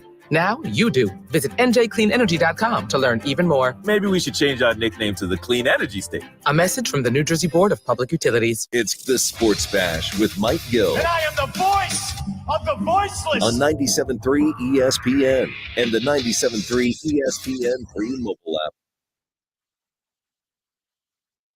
All right, time now for Who's Hot, Who's Cold in the NFL. It's brought to you by Ace Hardware Services. Heating, cooling, and plumbing, the helpful team is now making house calls in South Jersey. Visit AceHardwareHomeServices.com to book today. Who's hot? Who's cold? I don't even know where to start right now. All right, let's go to the East. The Jets fired their coach today. Can they really win the East? I'm not even all that impressed with Buffalo after the first couple of weeks of the season. I don't like the Dolphins at all. I'm going to have to go with the Cardinals here. Reluctantly, I go Buffalo. I mean, it's not like you've got a better option. That's the problem. I mean, Hence, I went with reluctant. See what I did there? North, I'm going with. I went with Baltimore last week. I'm going to stick with Baltimore. Smart. They won 3 straight. Defense needs to tighten up a little bit, though. Hey, them losing Patrick Queen, I told you, was going to be a big problem. South, I like Houston. Not much debate there. And in the West, it's Kansas City. Even less. Even less. This is where it gets tricky. Who's hot? Wild card. I don't like these options at all. I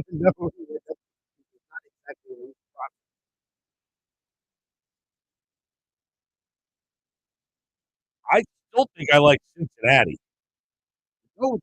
I might have to.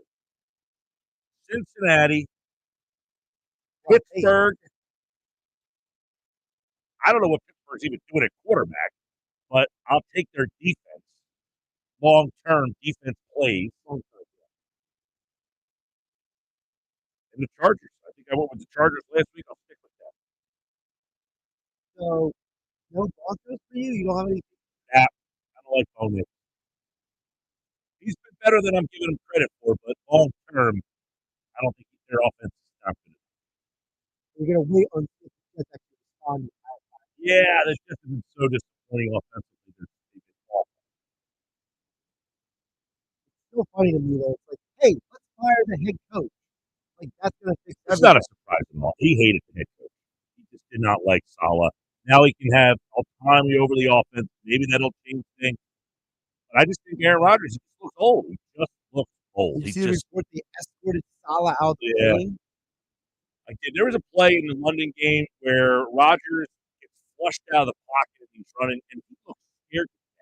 Like, I don't want to rip my Achilles again. He just can't move. He just looks old. He looks like a guy who's 41 playing quarterback. And listen, I thought that him just being the average version would be an upgrade over what they had. It hasn't been. He has not been even what I thought. But their defense is still pretty good. It's a shame because there's still moments Rodgers throws the ball and you're like, when he gets protection, but their line blows. It's awful. It's kind of like watching Michael Jordan with the Wizards. He has these moments where you're like, oh, there he is. Yeah, he's still okay. I mean, but he's just not consistent because the line's not good. He can't move. He's older. Yeah. All right. In the NFC East, I still like Philadelphia here. I know the Commanders have been, and I'm not all that surprised by the Commanders. I've been one guy who said if Daniel can play, I like that team as a whole, and he can play. I think Philadelphia, as a full 53 healthy, will win this. As South Antonio was the team will rise to the top eventually. In the North, I'm sticking with Detroit, but that one's getting interesting. I think you gotta go Vikings here, man. The Vikings are proving themselves to be shit. I went with Atlanta in the beginning of the season. I'm going to go with Atlanta here. I mean, it's really only Atlanta. That West is tough. San Francisco with injuries. I said at the beginning of the year, like, they worried me a little bit. I'm going to give them a little bit of the benefit of the doubt. San Francisco. Makes sense, especially with Seattle losing at home to the Giants. That was embarrassing. I got Washington. I got Minnesota.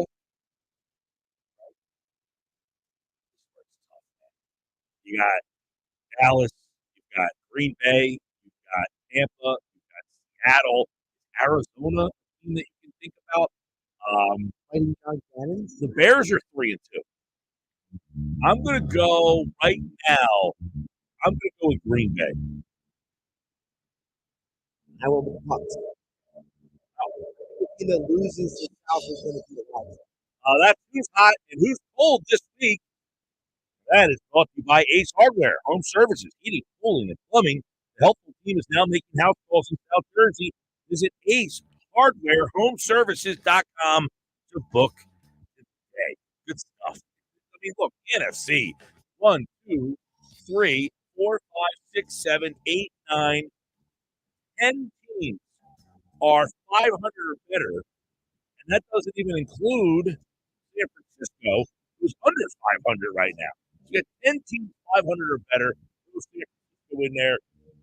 The the NFC. Pretty crazy. When we come back, Adam Kaplan is here for football 4.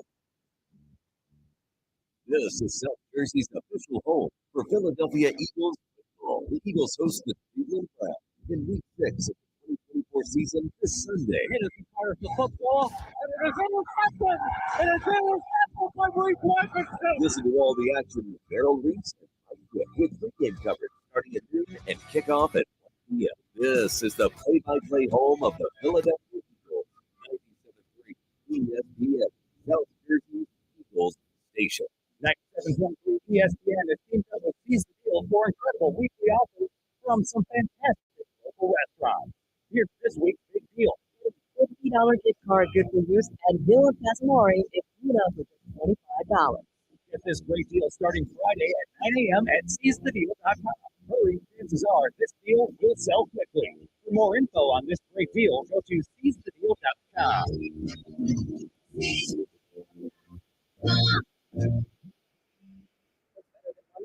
3 wins. With Straight Savings, you keep your own phone. Get one line for only $25 a month with real limited data and get rewarded with a $200 phone credit after 12 months. It's a win-win-win. Head to Walmart or visit StraightTalk.com today. Switch to Straight Talk. Less dollars, more cents. Straight Savings credit order requires compatible unlocked device and new line of service. Bonus device credit requires 12 months of active service. Offerings, eligibility requirements are no longer met. Taxes and fees apply. For limited management practices, see Straight Talk's terms and conditions. Oh no, stomach issues again? Stomach issues? Who are you? Your pancreas. I can be the real reason for your diarrhea, gas, bloating, stomach pain, reducing stool. Oh, my stomach. People often do, but any of these symptoms could mean having a condition called exocrine pancreatic insufficiency, or EPI. With EPI, the pancreas doesn't release enough enzymes to break down food, but EPI is managed. Use the symptom checker on identifyepi.com and speak with your doctor. That's identifyepi.com. Sponsored by AbbVie. Whether you own a local business or a global one, you know that these days, generating growth is a challenge. By teaming with Bank of America, you'll not just stay ahead of the curve, you'll move it. With access to experts, award-winning insights, and business solutions so powerful, you'll make every move matter, locally and globally. Visit bankofamerica.com/banking for business to learn more. What would you like the power to do? Copyright 2024 Bank of America NA.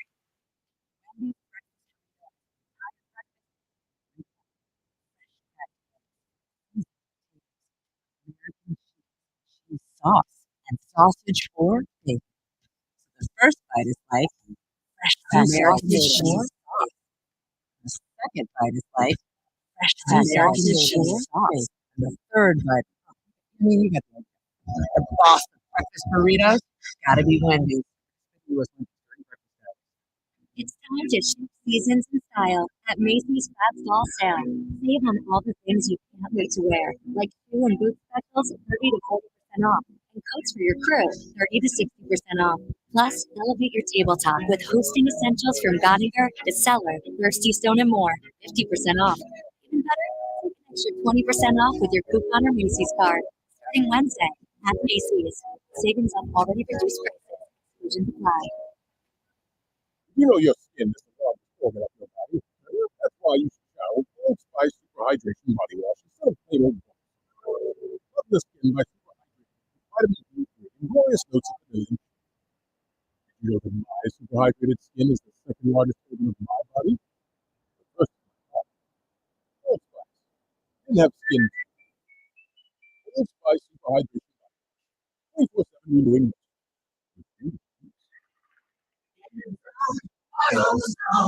Welcome to AutoZone. What are you working on today? Sounds like you heard about our Mobile One giveaway. Right now, you can get a free Red Bull racing time when you buy 5 quarts of Mobile One motor oil. And you can enter to win a signed undershirt from F1 champion Max Verstappen. Find Mobile One at any one of our 6,300 stores or on AutoZone.com. Ends November 18th. No purchase necessary for giveaway. See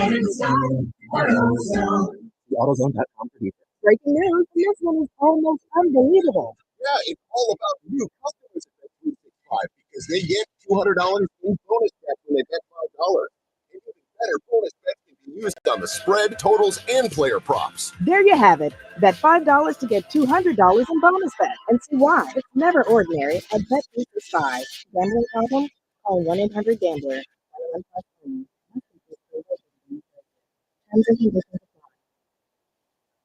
Jersey's official play-by-play home of the Eagles, Sixers, and Flyers. At 0 point would I ever consider not being a fan of the 97.3 ESPN, WENJ, WENJ HD, Millville, Atlantic City, a town square media station serving all of South Jersey. 97.3 ESPN presents the Sports Bash with Mike Gill.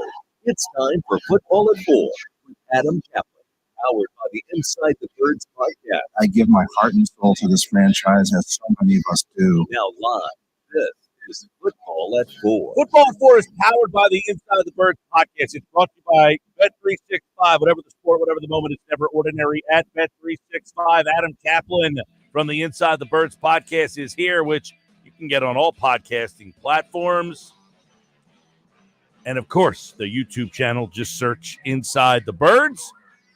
And, of course, the Eagles getting ready for the Cleveland Browns. Finally, they are back tomorrow on the practice field. But there is some news around the Eagles as they get ready for practice. A couple of names back on the practice field. And, quite frankly, some injury news with the three guys that did not play in the last couple of games, Brown, Smith, and Lane Johnson. They should all be back on the practice field. So really 5 new faces back at practice when they return tomorrow. But 2 guys who have not played at all this year, one Sidney Brown, the other Anais Smith. They have their 21-day practice windows now open. They can get activated in that realm. If they do not get activated, they will now be out for the season. So, Adam Kaplan, Sidney Brown, Anais Smith, do either one of those guys have a role on this team going forward? Well, Sidney Brown will, Mike.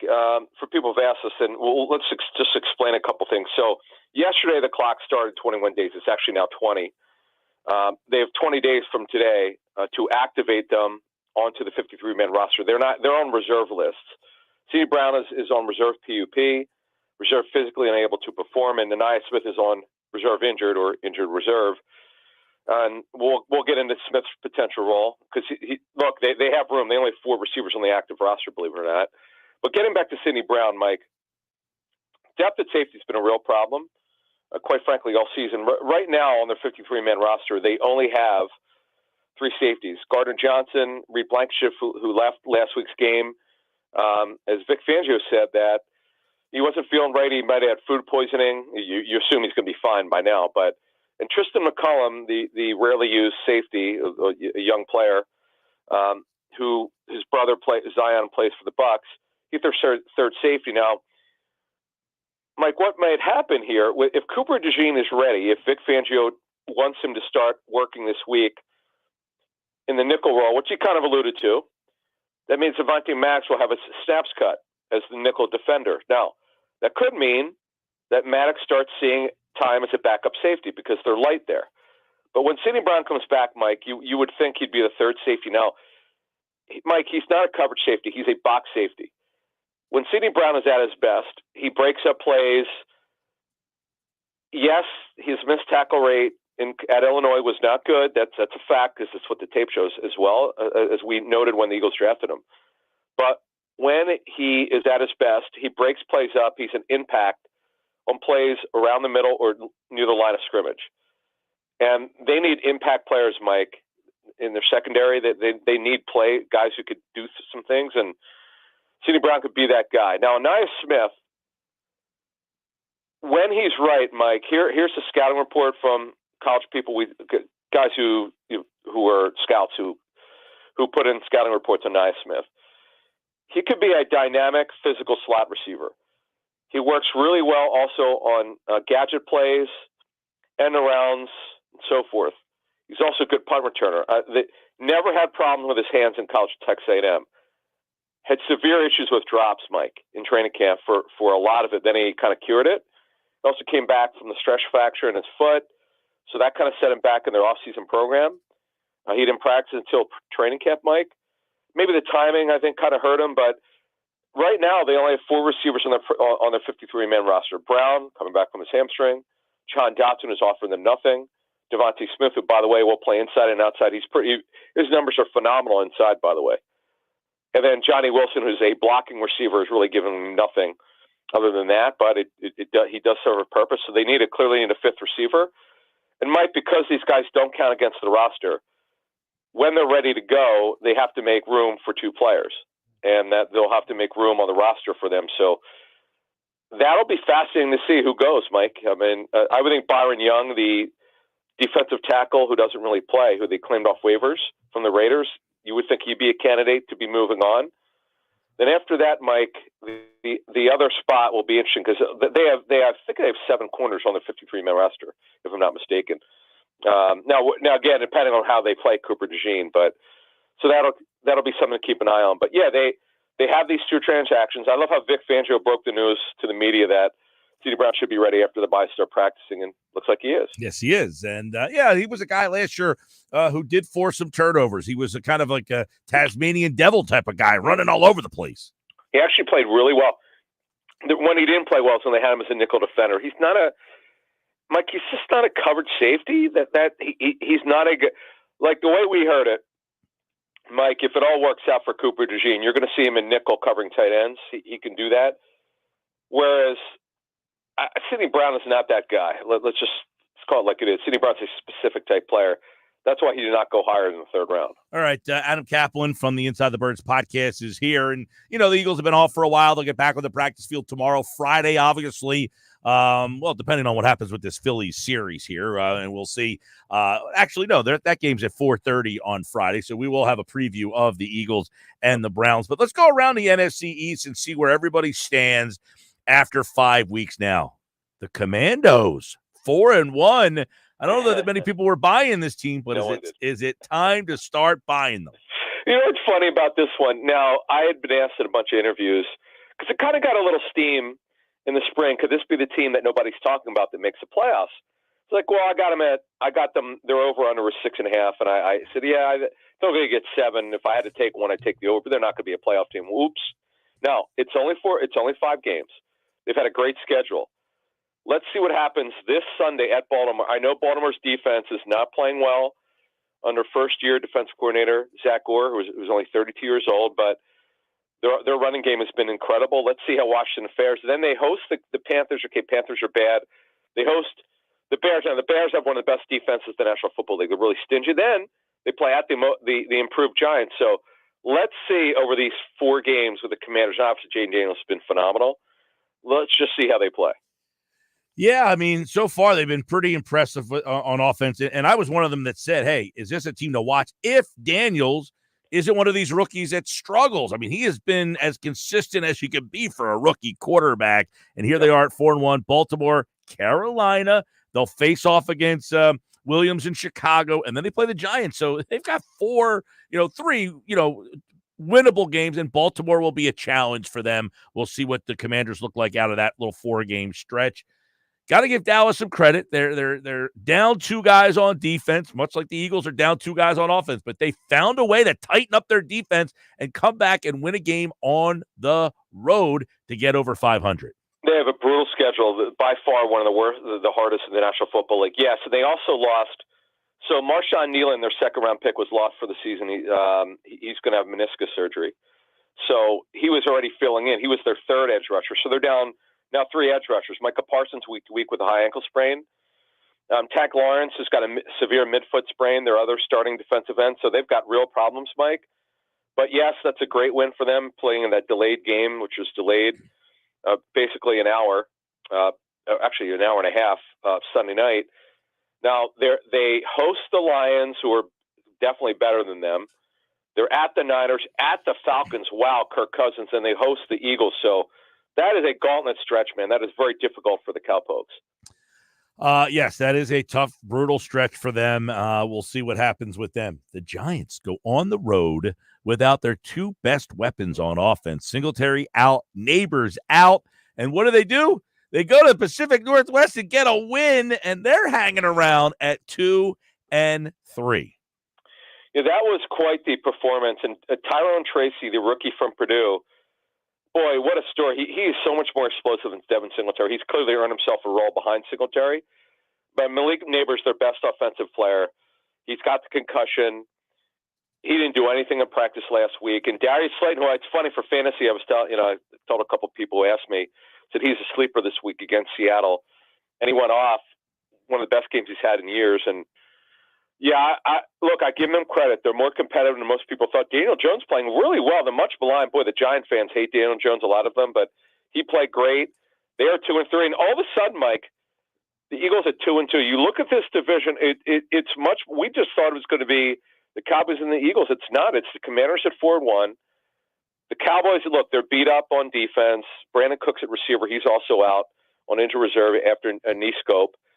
And the Giants are more competitive. I get that game wrong, though. I love Seattle to blow them out, and I can't believe what the Giants did there. Now, that was a crazy game.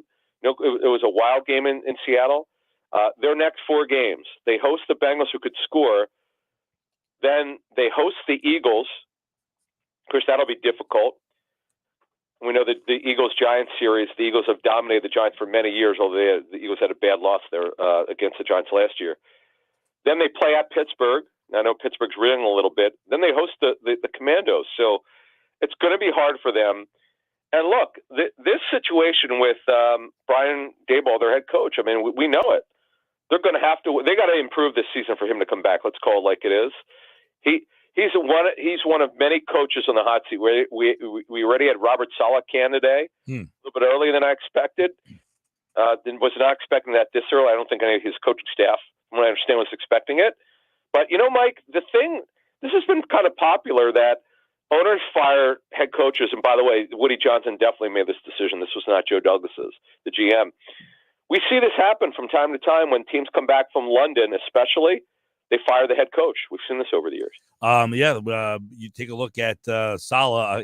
He gets fired today, and I guess the next guy if you're looking at the betting apps, might be Nick Sirianni. His odds might go up now. I know always conversation when teams are not hitting the level that they should have. Real quick, before we let you run here, Adam Kaplan, I don't know if you saw this, but Jim Schwartz blitzing the 3rd highest rate in the NFL this year, Cleveland. Are you surprised by that? I am, because knowing Jim a little bit and the way he thinks, and it was the old Jim Wash, because he learned the wide 9 from Jim Washburn. 4-man pressure, we play the run on the way to the quarterback. We let the linebackers and safeties play up. And here's why, Mike. Their pressure rate is poor. Their sack numbers are not good. They're blitzing 35% of the time, 3rd highest. The Eagles in the bottom 7, which is what we predicted. They're at about 23%. Yeah, this is not like Jim Schwartz, Mike. I'm a little surprised by that. You know what? They're really not good at. They're not stopping the run either, and that is good for the Eagles with Saquon Barkley, obviously this week, who's been phenomenal with that great offensive line that they have. We'll talk more about this Friday, but this is a game. I didn't see the spread. It's got to be at least a touchdown, I'm thinking. I think Philly's favored by 8 or 9. Yeah, it has to be. I didn't look at it. I had to. That would be my line. Would be 8. Deshaun Watson is so bad, Mike. Watching him, it's like he looks like he's a rookie. He has no idea what he's doing. He's a shell of the guy in 2020. Had they been even 500, he would have been seriously running for the MVP with the Texans. Mm-hmm. He's played poorly since then. The layoff hurt him with the suspension, obviously, and the weirdness of when he was inactive every week but not suspended in 2021. Then he's been hurt a lot, the multiple shoulder surgeries. And look, at some point, Mike, if they want to save their season, they got to go to Jameis Winston. We know why Winston's not playing due to the contract for Watson. Yeah. But, man, this is just $92 million fully guaranteed in 2025 and 2026. That's embarrassing. Everybody has a theory of what they should try to do with that. By the way, according to ESPN Bet right now, the Eagles are favored by 9 in the game. It is the biggest spread at ESPN Bet right now. Yeah, a lot of people, is there a team out there that would trade for him just to take the salary cap and put it on their books? Similar to what Cleveland did with Brock Osweiler years ago, where they said, hey, we'll take the draft picks, So Cleveland in a terrible situation. Some people think it's the worst situation in all of professional sports. Yeah, I would have to say that. I mean, we'd have to look at baseball contracts, because baseball, as you know, contracts are almost always fully guaranteed for veterans. it's one, no one will take his contract. They can't get out of it. It's completely hamstringing their team. And the other mistake they made, and I was actually going to report it, but it wound up not happening, but I could give you some context. So the Browns had indicated to Joe Flacco they're going to re-sign him, and Joe actually I knew this. They never made him an offer. Joe actually confirmed it on the record recently that they never made him. The Browns never made him an offer, but he was kind of told at the combine or through his agent that they were going to re-sign him. And then, like a week before free agency started, they changed their mind. I mean, I look, there are theories on why they didn't re-sign him. It was a mistake. No, Winston's actually a really good backup, by the way. I feel bad for Kevin Stefanski. He didn't sign up for this. He did get a new contract extension. So did Andrew Berry, the general manager. They both got them, by the way, in this offseason. But they are a disaster. It's really sad to watch them. We'll preview the game more. It's a big one for Philly. They cannot lose this game to Cleveland, and they got a stretch of games coming up. It starts this Sunday right here on 97.3 ESPN. Adam Kaplan's back on Friday's show. All right, Adam, appreciate it as always. Thank you. There's Adam with Football at 4, and, of course, Football at 4 is brought to you by Bet365. Whatever the sport, whatever the moment, it's never ordinary at Bet. Please. Sports Bash. You know, what's better than watching the Phils with a little Jersey Cal ice cream? Get yourself a scoop or two before the first pitch at 5 o'clock. They're open year-round, daily, from noon to 10 in Northfield and in Brigantine. Jersey Cal, homemade, right here in South Jersey. Sports Bash, 4 o'clock hour. We're taking you up to first pitch of the Phillies and the Mets. The lineup is out. We're going to talk about that coming up. We got Nick's Nuggets on the way. It's all right here on the Sports Bash Live on 97.3 ESPN, the 97.3 ESPN free mobile app, and streaming live video on the X platform at Mike Gill Show, YouTube at Mike Gill Show. Subscribe. Use the hashtag SB Live for Sports Bash. Coming up right here. The playoffs continue on ESPN Radio.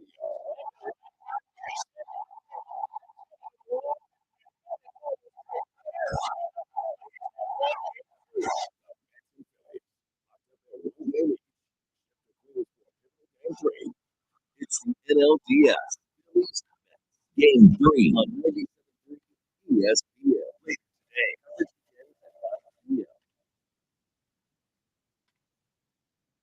It's hurricane season.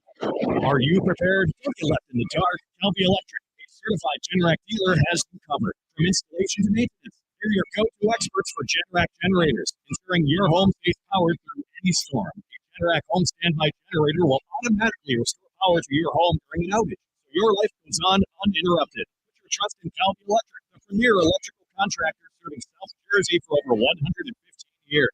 Visit CalviElectric.com today or call 609-345-0151. Hey there, you and I do. Thanks by the fiber laxative. Still use those to manage your constipation with belly pain. If your symptoms keep coming back, you may have irritable bowel syndrome with constipation or IBS-C. So you may need more than over-the-counter treatment to manage it. Ask your doctor about how Linzess can help you get ahead of it. Linzess linaclotide is a prescription medicine that treats IBS-C. It's not a laxative. It's a once-daily pill that helps you get ahead of your symptoms. It's proven to help you have more frequent and complete bowel movements and helps relieve overall abdominal symptoms, belly pain, discomfort, and bloating. These symptoms were studied in combination, not individually. Do not give Linzess to children less than 2 and may harm them. Do not take Linzess if you have a bowel blockage. Get immediate help if you develop unusual or severe stomach pain, especially with political stools. The most common side effect is diarrhea, sometimes painful. If it's severe, stop taking Linzess and call your doctor right away. Other side effects include gas, stomach area pain, and swelling. Learn more at linzess.com or call 1-800-LINCESS. This is the story of the one. As a utility technician installing a new welding station, he knows getting your ventilation right is critical for safety. That's why when questions arise, there's Granger. Granger offers detailed technical product information online at his fingertips, so it's easy to find what he needs. Because when it comes to safety, having answers means he and his people can breathe a little easier. Call clickgranger.com or just stop by. Granger, for the ones who get it done. Extravagant, luxurious, lavish. The $7 Lux Craving Spots from Taco Bell satisfies all your crunchiest, cheesiest, sauciest cravings. Indulge in a beefy 5-layer burrito, chicken chalupa supreme, Doritos Loco chips and a drink for a fun luxurious price. It's luxe for less. Get yours today at Taco Bell. At participating Taco Bell stores for limited time only while supplies last. Price and participation vary. Welcome to AutoZone. What are you working on today? Sounds like you heard about our Mobile One giveaway. Right now, you can get a free Red Bull racing sign when you buy 5 quarts of Mobile One motor oil. And you can enter to win a signed undershirt from F1 champion Max Verstappen. Find Mobile One at any one of our 6,300 stores or on AutoZone.com. Ends November 18th. No purchase necessary for giveaway. Get in the zone, AutoZone. See AutoZone.com for details. Whether you own a local business or a global one, you know that these days, generating growth is a challenge. By teaming with Bank of America, you'll not just stay ahead of the curve, you'll move it. With access to experts, award-winning insights, and business solutions so powerful, you'll make every move matter, locally and globally. Visit bankofamerica.com/banking for business to learn more. What would you like the power to do? Copyright 2024 Bank of America N.A. What if you could hear your favorite song for the first time again? Introducing the all-new, reimagined Nissan Kicks. With an available Bose Personal Plus sound system that uses speakers in the headrest to create a 360-degree listening experience. You've never heard anything like this. Reimagine your music and your drive. Experience the all-new, reimagined Nissan Kicks for yourself at nissanusa.com today. Available feature. Bose is a registered trademark of the Bose Corporation. This is the Town Square, New Jersey Info and Weather Network. Progressive Insurance presents the Sports Flash on 97.3 ESPN. The Phillies and the Mets at Citi Field tonight. It is Game 3 of the NLDS. A series tied up at 1 after Philadelphia won Sunday in Game 2, 7-6. Nick Castellanos with a walk-off single. Aaron Nola gets the start for the Phillies tonight. The Mets will counter with Sean Manaea. The Yankees lost to the Kansas City Royals in Game 2 on Monday, 4-2. Kansas City scoring all 4 of their runs in the 4th inning. Wednesday night, the series heads to Kauffman Stadium for Game 3. Clark Schmidt will get the start for the Yankees, going up against Seth Lugo. NFL Week 6, the Eagles returning from their bye week. They'll be hosting the Cleveland Browns on Sunday. Philadelphia at 2-2 after a Week 4 loss to Tampa Bay. Cleveland at 1-4. And in the NHL, the Flyers opening up the regular season Friday night in Vancouver. They'll take on the Canucks. Flyers open with 4 straight road games. I'm Tony Desiri, and that's your Sports Flash on 97.3 ESPN. Earn entries for your chance to be one of the lucky winners of a complete his or hers YSL collection, now through October 26th. Show your timeless sophistication during the YSL collection drawing, only at Borgata. Must be 21 or older. Gambling problem? Call 1-800-GAMBLER. From the Town Square, New Jersey Info and Weather Network, I'm Chief Meteorologist Dan Zarrow. Today was a fine October day. So good, in fact, let's do it again tomorrow. Clear skies and cool temperatures tonight. Our low will dip to 50 degrees. Might be reaching for a jacket first thing tomorrow. We'll see more sunshine for your Wednesday tomorrow. High temperature around 70. Thursday turns breezy and even cooler. We'll see a mix of sun and clouds. High temperature only 62. Get weather 24/7 wherever you are. Download our free mobile app today.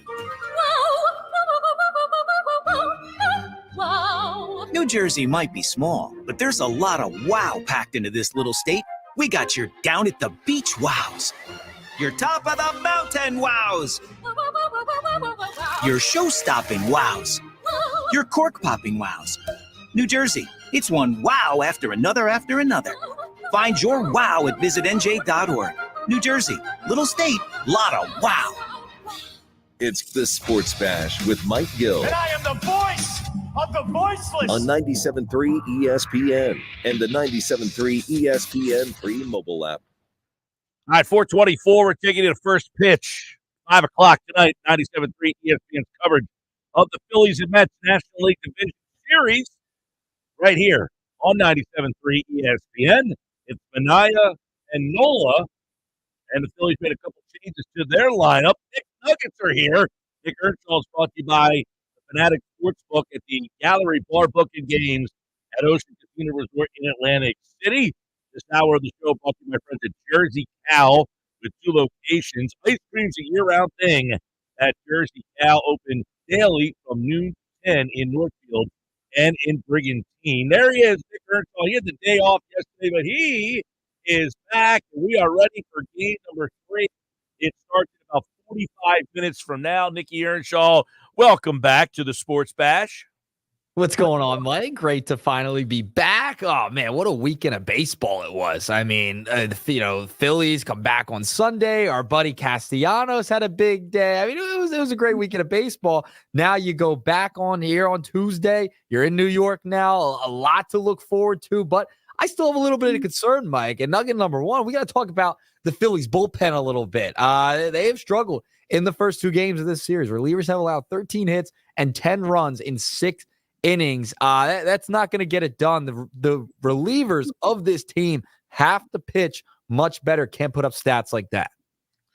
Well, listen, yeah, I mean, if you're going to have games, if you're going to go through these playoffs with Strahm and Hoffman struggling for you, you're doomed. Frank Close brought up a great point earlier today during his mailbag segment, which is the Mets have had these come from behind wins, and they're doing it against the team's best bullpen guy. Williams with the Brewers, they knocked off the closers. Basically, all these games, they've been coming back against closers, but the Phillies can't have it happen. You can't have Strahm not be the Strahm, and this is with everything. Bohm, you have to have Bohm be the guy that was an all-star. If he's not that guy, the ceiling for this team, not good enough. Same with Hoffman, same with Strahm, and quite frankly, Estevez, he was the best guy the other day. He was the guy you're probably most concerned about. You need him. You got to have Alvarado. I'm sure there's going to be a spot where he comes in the game. You got to get these guys right. That bullpen is what probably, I think if you ask the Phillies internally, what's the strength of this team? They probably say, hey, we got 5 guys in the bullpen that we really like. Well, they've let you down. Yeah, they've clearly let you down over the past couple of games. And it's interesting because they've gone to Strahm as that kind of guy they need to get out, right? And he really hasn't produced. Strahm's a guy who was the 9th lowest ERA for a reliever this year. He was fantastic all year long. Postseason hasn't been the same for him. And, over the past couple of seasons in the postseason, Alvarado has been that lefty they've gone to in those high leverage situations. First 2 games, they've gone to Strahm. I wonder if they want to go back to Alvarado at times and try him in those big situations. I know he struggled this year, but he's been there, done that in the postseason before. Strahm's been struggling over the course of the past couple of games. Do you go back to Alvarado? That's another question I have for Rob Thompson. Like, is that going to be something they look into? Should we try Alvarado in this big spot? Tough one, man. We talked about this yesterday. Bob Wankel and I, we were over at Ocean Casino, and we mentioned, hey, this would be a game the other day that generally Alvarado probably would have been the guy that got that inning in the 9th. Instead, that shows you how different they feel right now that Alvarado did not get the 9th and they went to Strahm in that spot. So I definitely think that they have to kind of either reevaluate what kind of faith they have in some of these guys, because quite frankly, they went with Strahm, opened up against a right-handed batter. They wanted to have Lindor hit right-handed. I think that's why they went with Strahm there to flip Lindor. But if you have enough faith in Hoffman, you go after the right-hander, make Lindor, if he hits a solo home run, okay. And then, but at the same time, Strahm and Hoffman have been 2 guys you've had a ton of confidence in. Or would you have stuck with Estevez there? He only threw 8 pitches in the 8th. So they had a couple decisions they could have made, and not one of them was Alvarado, who was a huge part of this team the last couple of playoff runs. Yeah, he's the guy who really you haven't seen him yet so far in the first 2 games of this series. But yeah, going back to Hoffman, he struggled, and that's why the first game, I'm not putting on Rob Thompson whatsoever. That loss to the Mets in game 1, not on Thompson. The bats didn't show up, and then you had the bullpen just totally fall apart in that game. Kerkering's been getting a lot of high leverage situations.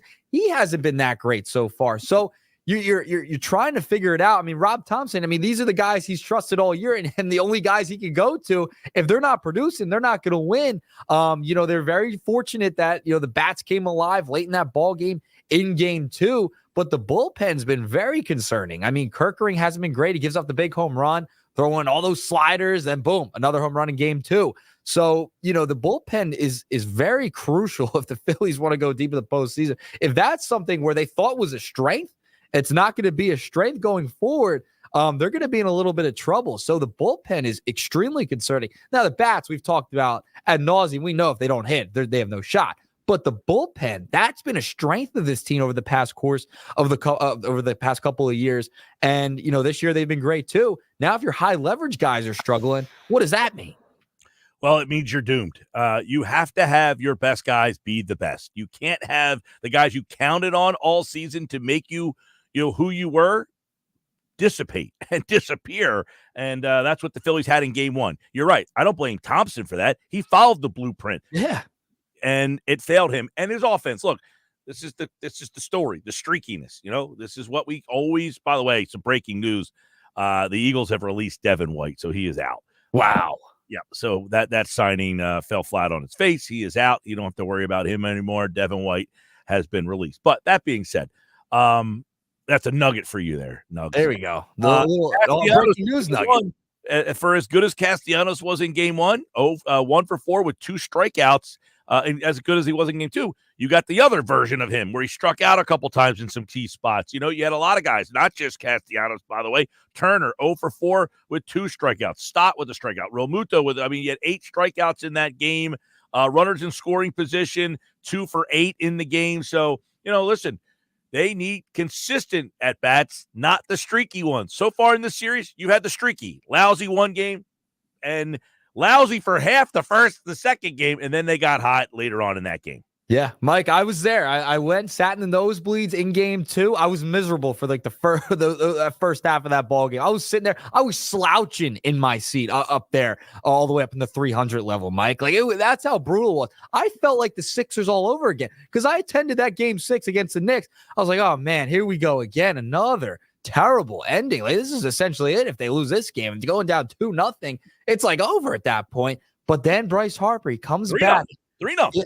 Yeah, 3-0. I mean to say 2-game series, 2-0 in the series. if they lose this, it's over essentially. So, but yeah, Harper comes back with the big home run. Castellanos follows it up with a back-to-back dinger. That's what you need out of this lineup. And nugget number 2, we're going to talk about Phillies 1 through 5. In game 2, they were 8 for 21 with 2 walks. It's a 381 batting average, Mike. When that top of the lineup, that's your big money part of your lineup, is hitting over nearly 400, the Phillies are going to win ball games. That's essentially it. Those guys have to show up. And when they're not showing up, like you saw in game 1, they're done. They have no shot. You can't go that cold like you did last year. It was essentially a continuation into game 1 from game 7 against the Arizona Diamondbacks. You lost 3 straight postseason games, home games in a row until game 2 on Sunday when the bats finally magically appeared in the 6th inning. Well, listen, this has been the worry, and this isn't news. It's not like, hey, my God, you guys are on to something. No, we know this team's offense is what it is. It is streaky. It is struggling. And today, they are adding 2 guys to the lineup that, weren't a big factor for this team. Sosa, a part-time player. Hayes, a guy who really has not made any impact. And then, of course, Rojas is in the lineup because, of the defense. So you have the bottom of your lineup today, 7, 8, 9, Hayes, Sosa, and Rojas. What are you getting out of those 3 today is going to be a key. Yeah, the bottom of the lineup is going to be gigantic. If you could get Rojas to get on base, stealing bases, that's huge. But Austin Hayes, what can you get out of Austin Hayes today, Mike? That he's done virtually nothing. He's been hurt, in and out of lineup. The reason, we talked about this a lot. I think we both are on the same page. You start Rojas in center. You platoon the 2 guys in left. Hayes is hitting over 350 against left-handed pitching. So against a lefty, you play Hayes. Yep. And this is the move. But keep in mind, he hasn't played a whole heck of a lot. So that kind of, muddied the waters a little bit. And then we had a lot of people texting in earlier throughout. Why not Weston Wilson in the game? Yeah, I don't know if you go Weston Wilson at this point. I'm glad Rob Thompson made the move to bench Bohm because he's been horrible. Then at bat, if you're Alec Bohm coming back into the ball game, your first at bat, you're pinch hitting late in a big spot. You swing at the first pitch. What is the approach of Alec Bohm right now? Awful. And you know what? Listen, I like Bohm. Bohm is one of my favorite guys on this team because I like his approach. His approach in the entire month of September has been awful. It's carried into this month. So guess what? He is not getting the job done. So, yeah, I'm a fan of Bohm. I like Bohm, but I have no problem saying it. He's been terrible. And look, but here's the flip side. For everybody who's saying, see, you were wrong about Bohm. Here's the problem. You need me to be right. You need me to be right about Bohm because You need that Bohm for this team to get to where it wants to go. Without the Bohm that you got for it's pretty much the whole regular season except for the last month where he got hurt, you're not winning this thing. You need that guy to be the Bohm that you saw that started in the All-Star game. Yeah, I mean, he needs to be all-star level Alec Bohm. I mean, that's what you need him. It's so obvious because offensively, if he's not going, that's a problem for this team. He's a massive part of this offense. The elevation he's taken over the past couple of years, especially offensively, that's the Alec Bohm you need. And the approach, it was just shocking to me.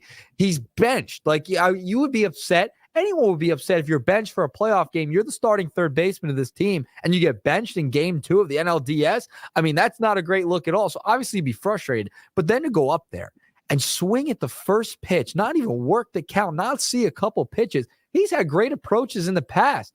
That was terrible. I mean, early on in counts, his approach has been bad over the past month, like you mentioned. Like, that is something Alec Bohm, I mean, I don't know if you just keep sending him out there. Do you trot him out there every night until he kind of figures it out and gets going again? I mean, since the injury, he really hasn't been the same player. No, and he hasn't said, to his credit, he hasn't said anything, according to Rob Thompson anyway, that, hey, that hand is the problem, or so that's not it either. So we'll see. I mean, they need him. They're putting him back in the 5-hole. Now, we wondered if they were going to move him down, maybe put JT in the 5-hole, because Bryson Stott hit in the 5-hole yesterday. You know, it's funny, a buddy of mine texted me. He's like, "What is Thompson crazy batting Stott in the 5-hole?" I said, "Who else do they have?" Stott was the guy who hit in the 5-hole last year for them. Now, obviously, they didn't win. They got knocked out early, but they just don't have an option. Bohm is the option, and they put him back in the 5-hole today. Yeah, he's the option. He's the guy who should be in the 5-hole. I mean, if he's not hitting, I mean, I don't know what else you could do. You could move Real Muto there. I get it. But Bohm should be the guy in that spot. He's just got to get it going. And, he's a doubles machine. You want him to be driving in runs. Hopefully, maybe Citi Field. I don't know. We'll see. We'll see with Bohm. He's just been bad as of late. Hopefully, the at-bats, he could get more as we go forward here into this series, and he could just find his way out of it and just hit his way out of it. That's essentially what we have to do with Alec Bohm. All right, let's move along to nugget number 3. We got to talk about the Phillies starting pitcher today, Aaron Nola. Mike, it paid off. It paid off. Christopher Sanchez, game 2, only gives up 2 runs. Only the Phillies starting pitching so far in this series, Wheeler and Sanchez, 2 total earned runs combined. That's it. They've been fantastic. It's been the bullpen that's a problem. We talked about a little bit earlier, but the starting pitching has been magnificent. Sanchez was great at home. It worked out. Rob Thompson pushed the right button. It was, I guess he listened to the Sports Bash. He listened to Mike Gill. It worked out. Aaron Nola now heads in to face the Mets here in game 3. That's the guy you want on the mound on the road. Nola's made 14 career starts at Citi Field. He has a 2.52 ERA in his last 12 starts at Citi Field. So he has had success on the road in New York at the Mets place. But in his last start against the Mets on September 13th, which was at Citizens Bank Park, he only went 4 to 3rd, gave up 6 earned runs and 2 home runs as well. Nola cannot be giving up the long ball in this game. He's had success. He's comfortable pitching there before. So this is the guy you want on the mound, Mike.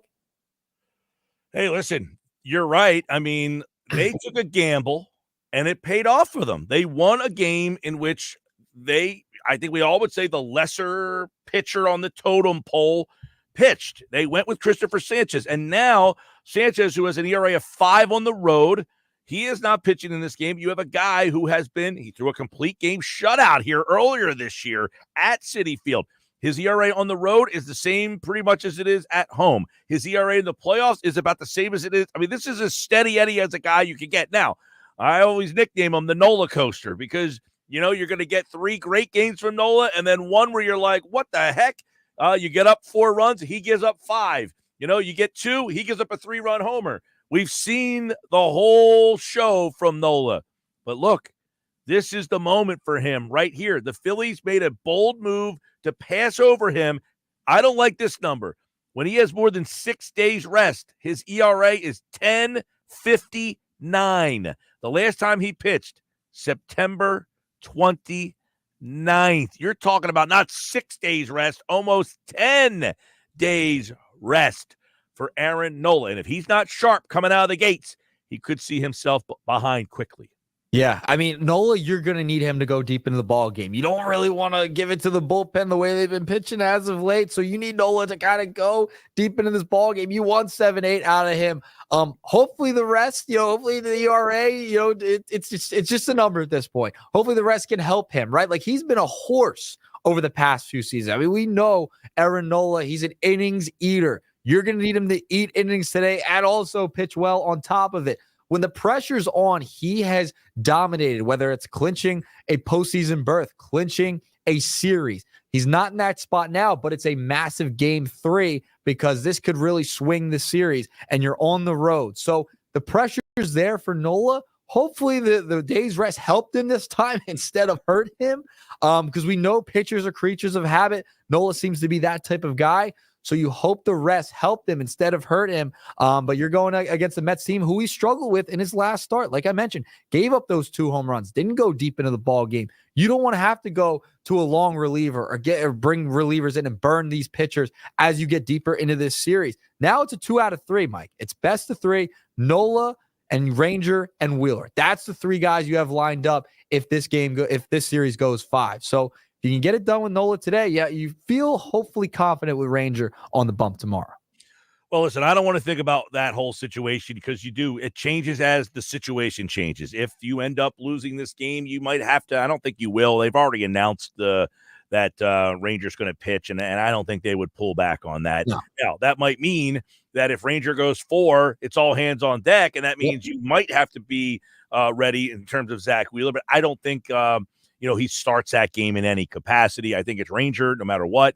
But listen, this game tonight, it's the winner of this game is going to win this series most likely. You can feel pretty solid that if you win this game tonight, you got a split and you've got the better pitching the rest of the way. Now tomorrow, another lefty. So does Stott come back to the lineup tomorrow if Sosa struggles? Because the one thing is, you're going to get Minaya to start the game. How many innings does Minaya go? The minute Minaya is pulled from that game, you're going to get Marsh and Stott to pinch hit in those spots, and they will finish the game. So the Phillies are kind of looking at it like, hey, we'll go with our right-handers early against Minaya, and then we'll finish the game with our guys. But the pitching matchup is in Philadelphia's favor. Look, they faced Sean Minaya in the National League Championship Series against San Diego in 2022. He got knocked out in the second inning of that game.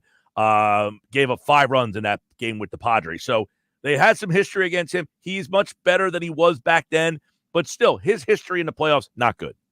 Yeah, not great at all, but the Phillies are in a good spot right now. The momentum should be on their side. After the walk-off win on Sunday, that was massive. By the way, I was on the subway afterwards. There was Nola chants. I mean, there was Aaron Nola chants on the subway, Mike. So people are hyped up that Nola's pitching in this game. It's exciting. They should. I mean, this is what you want. Like the fact you got that win from Christopher Sanchez in game 2, and now you're going. I like to call him an ace. He's ace-like. Okay, he's ace-like. Maybe not an ace, but he's ace-like. He has ace-like events and times where he's pitched very well. So ace-like Nola. Hopefully that's the type of pitcher you get today, and the performance you get out of the veteran here.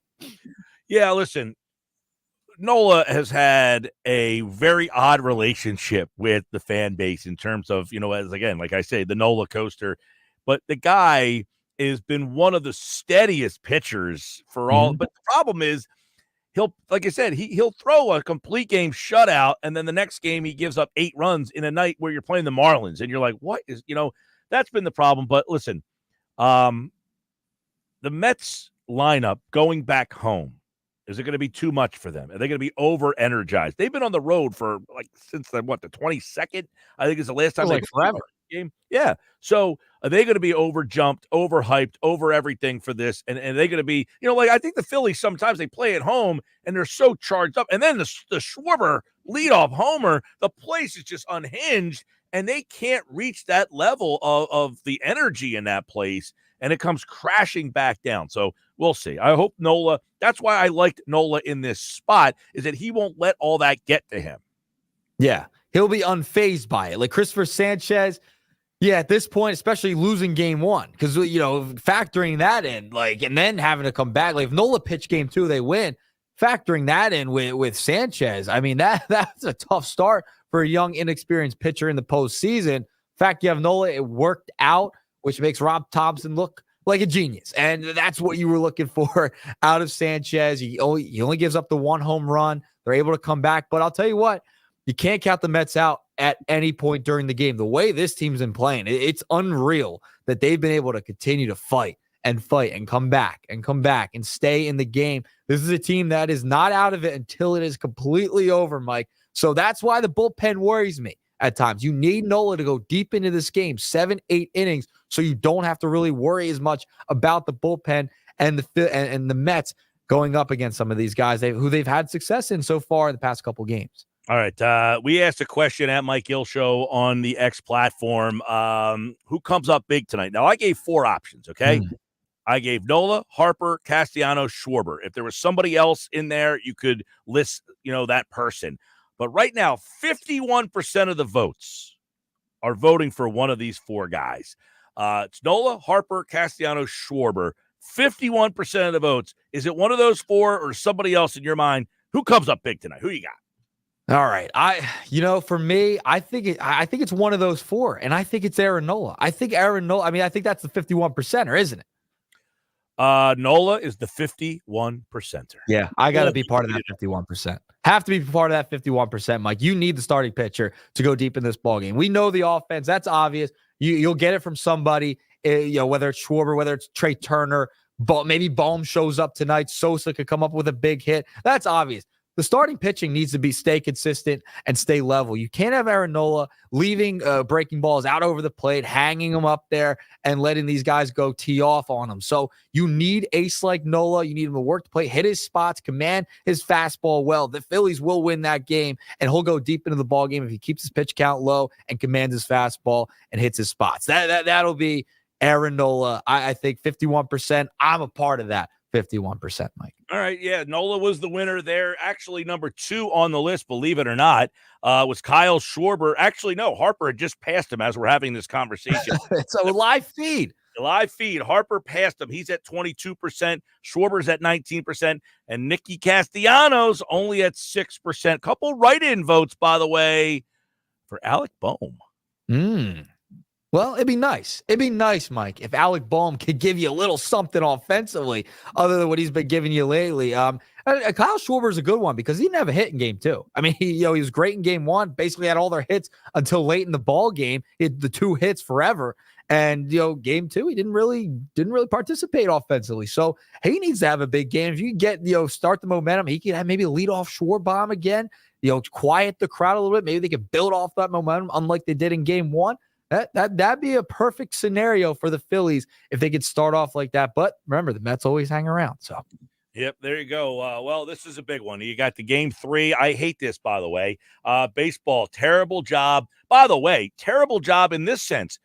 The ratings are saying that baseball fans want Phillies Mets. They had higher ratings than the Dodger, Padres, and the Yankees Royals series. Wow. So the numbers are telling you, like, hey, I mean, it's two top 10 markets, New York and Philadelphia. You think, the Yankees might have more, but you have the Royals, 2 top 10 markets. It sounds about right, Mike. I mean, having those markets in it with MLB, I'm sure wanted it, but why wouldn't you make it maybe a little later? Well, that's what I'm saying is, that baseball had the opportunity to put this game in a better time slot, and they chose not to. They put it at, on Saturday, Sunday. They got the early games, and they had over 3 million viewers. Baseball ratings, by the way, have been great, even up against the football so far. So they're getting the 5 o'clock today, 5 o'clock tomorrow, and by the way, Friday, it's a 4:38 first pitch. Unless the Dodger-Padres series is over, then the Phillies would move to 8 o'clock, but I think you're getting game 5s in almost every series. You see any of these series, someone wins 2 in a row? Yeah, I don't see it. I think you're going deep into all of these series. Like, I think it's so back and forth. You saw the Royals beat the Yankees last night. That was huge. I think that series is fascinating because the Royals, I mean, how bad they were last year. You had Bobby Witt this year leading the charge. They've been really good. Aaron Judge has struggled a lot offensively in the postseason, and it just continues. But the Phillies Mets, I mean, I think this series goes 5. I mean, I can't see it. It's so back and forth. The Mets are hot. The Phillies are really good. I'll tell you what. I can't see this not going 5. I'll tell you what. Of the 4 series that I think someone would win 2 in a row, it's this one. I think if the Phillies win today, they can win tomorrow. I think if the Mets win today, they can win tomorrow. I think all the other ones probably splits and game 5s. But I'm not to say that this won't go 5, but I think of all of them, because the Mets are throwing lefties 2 days in a row.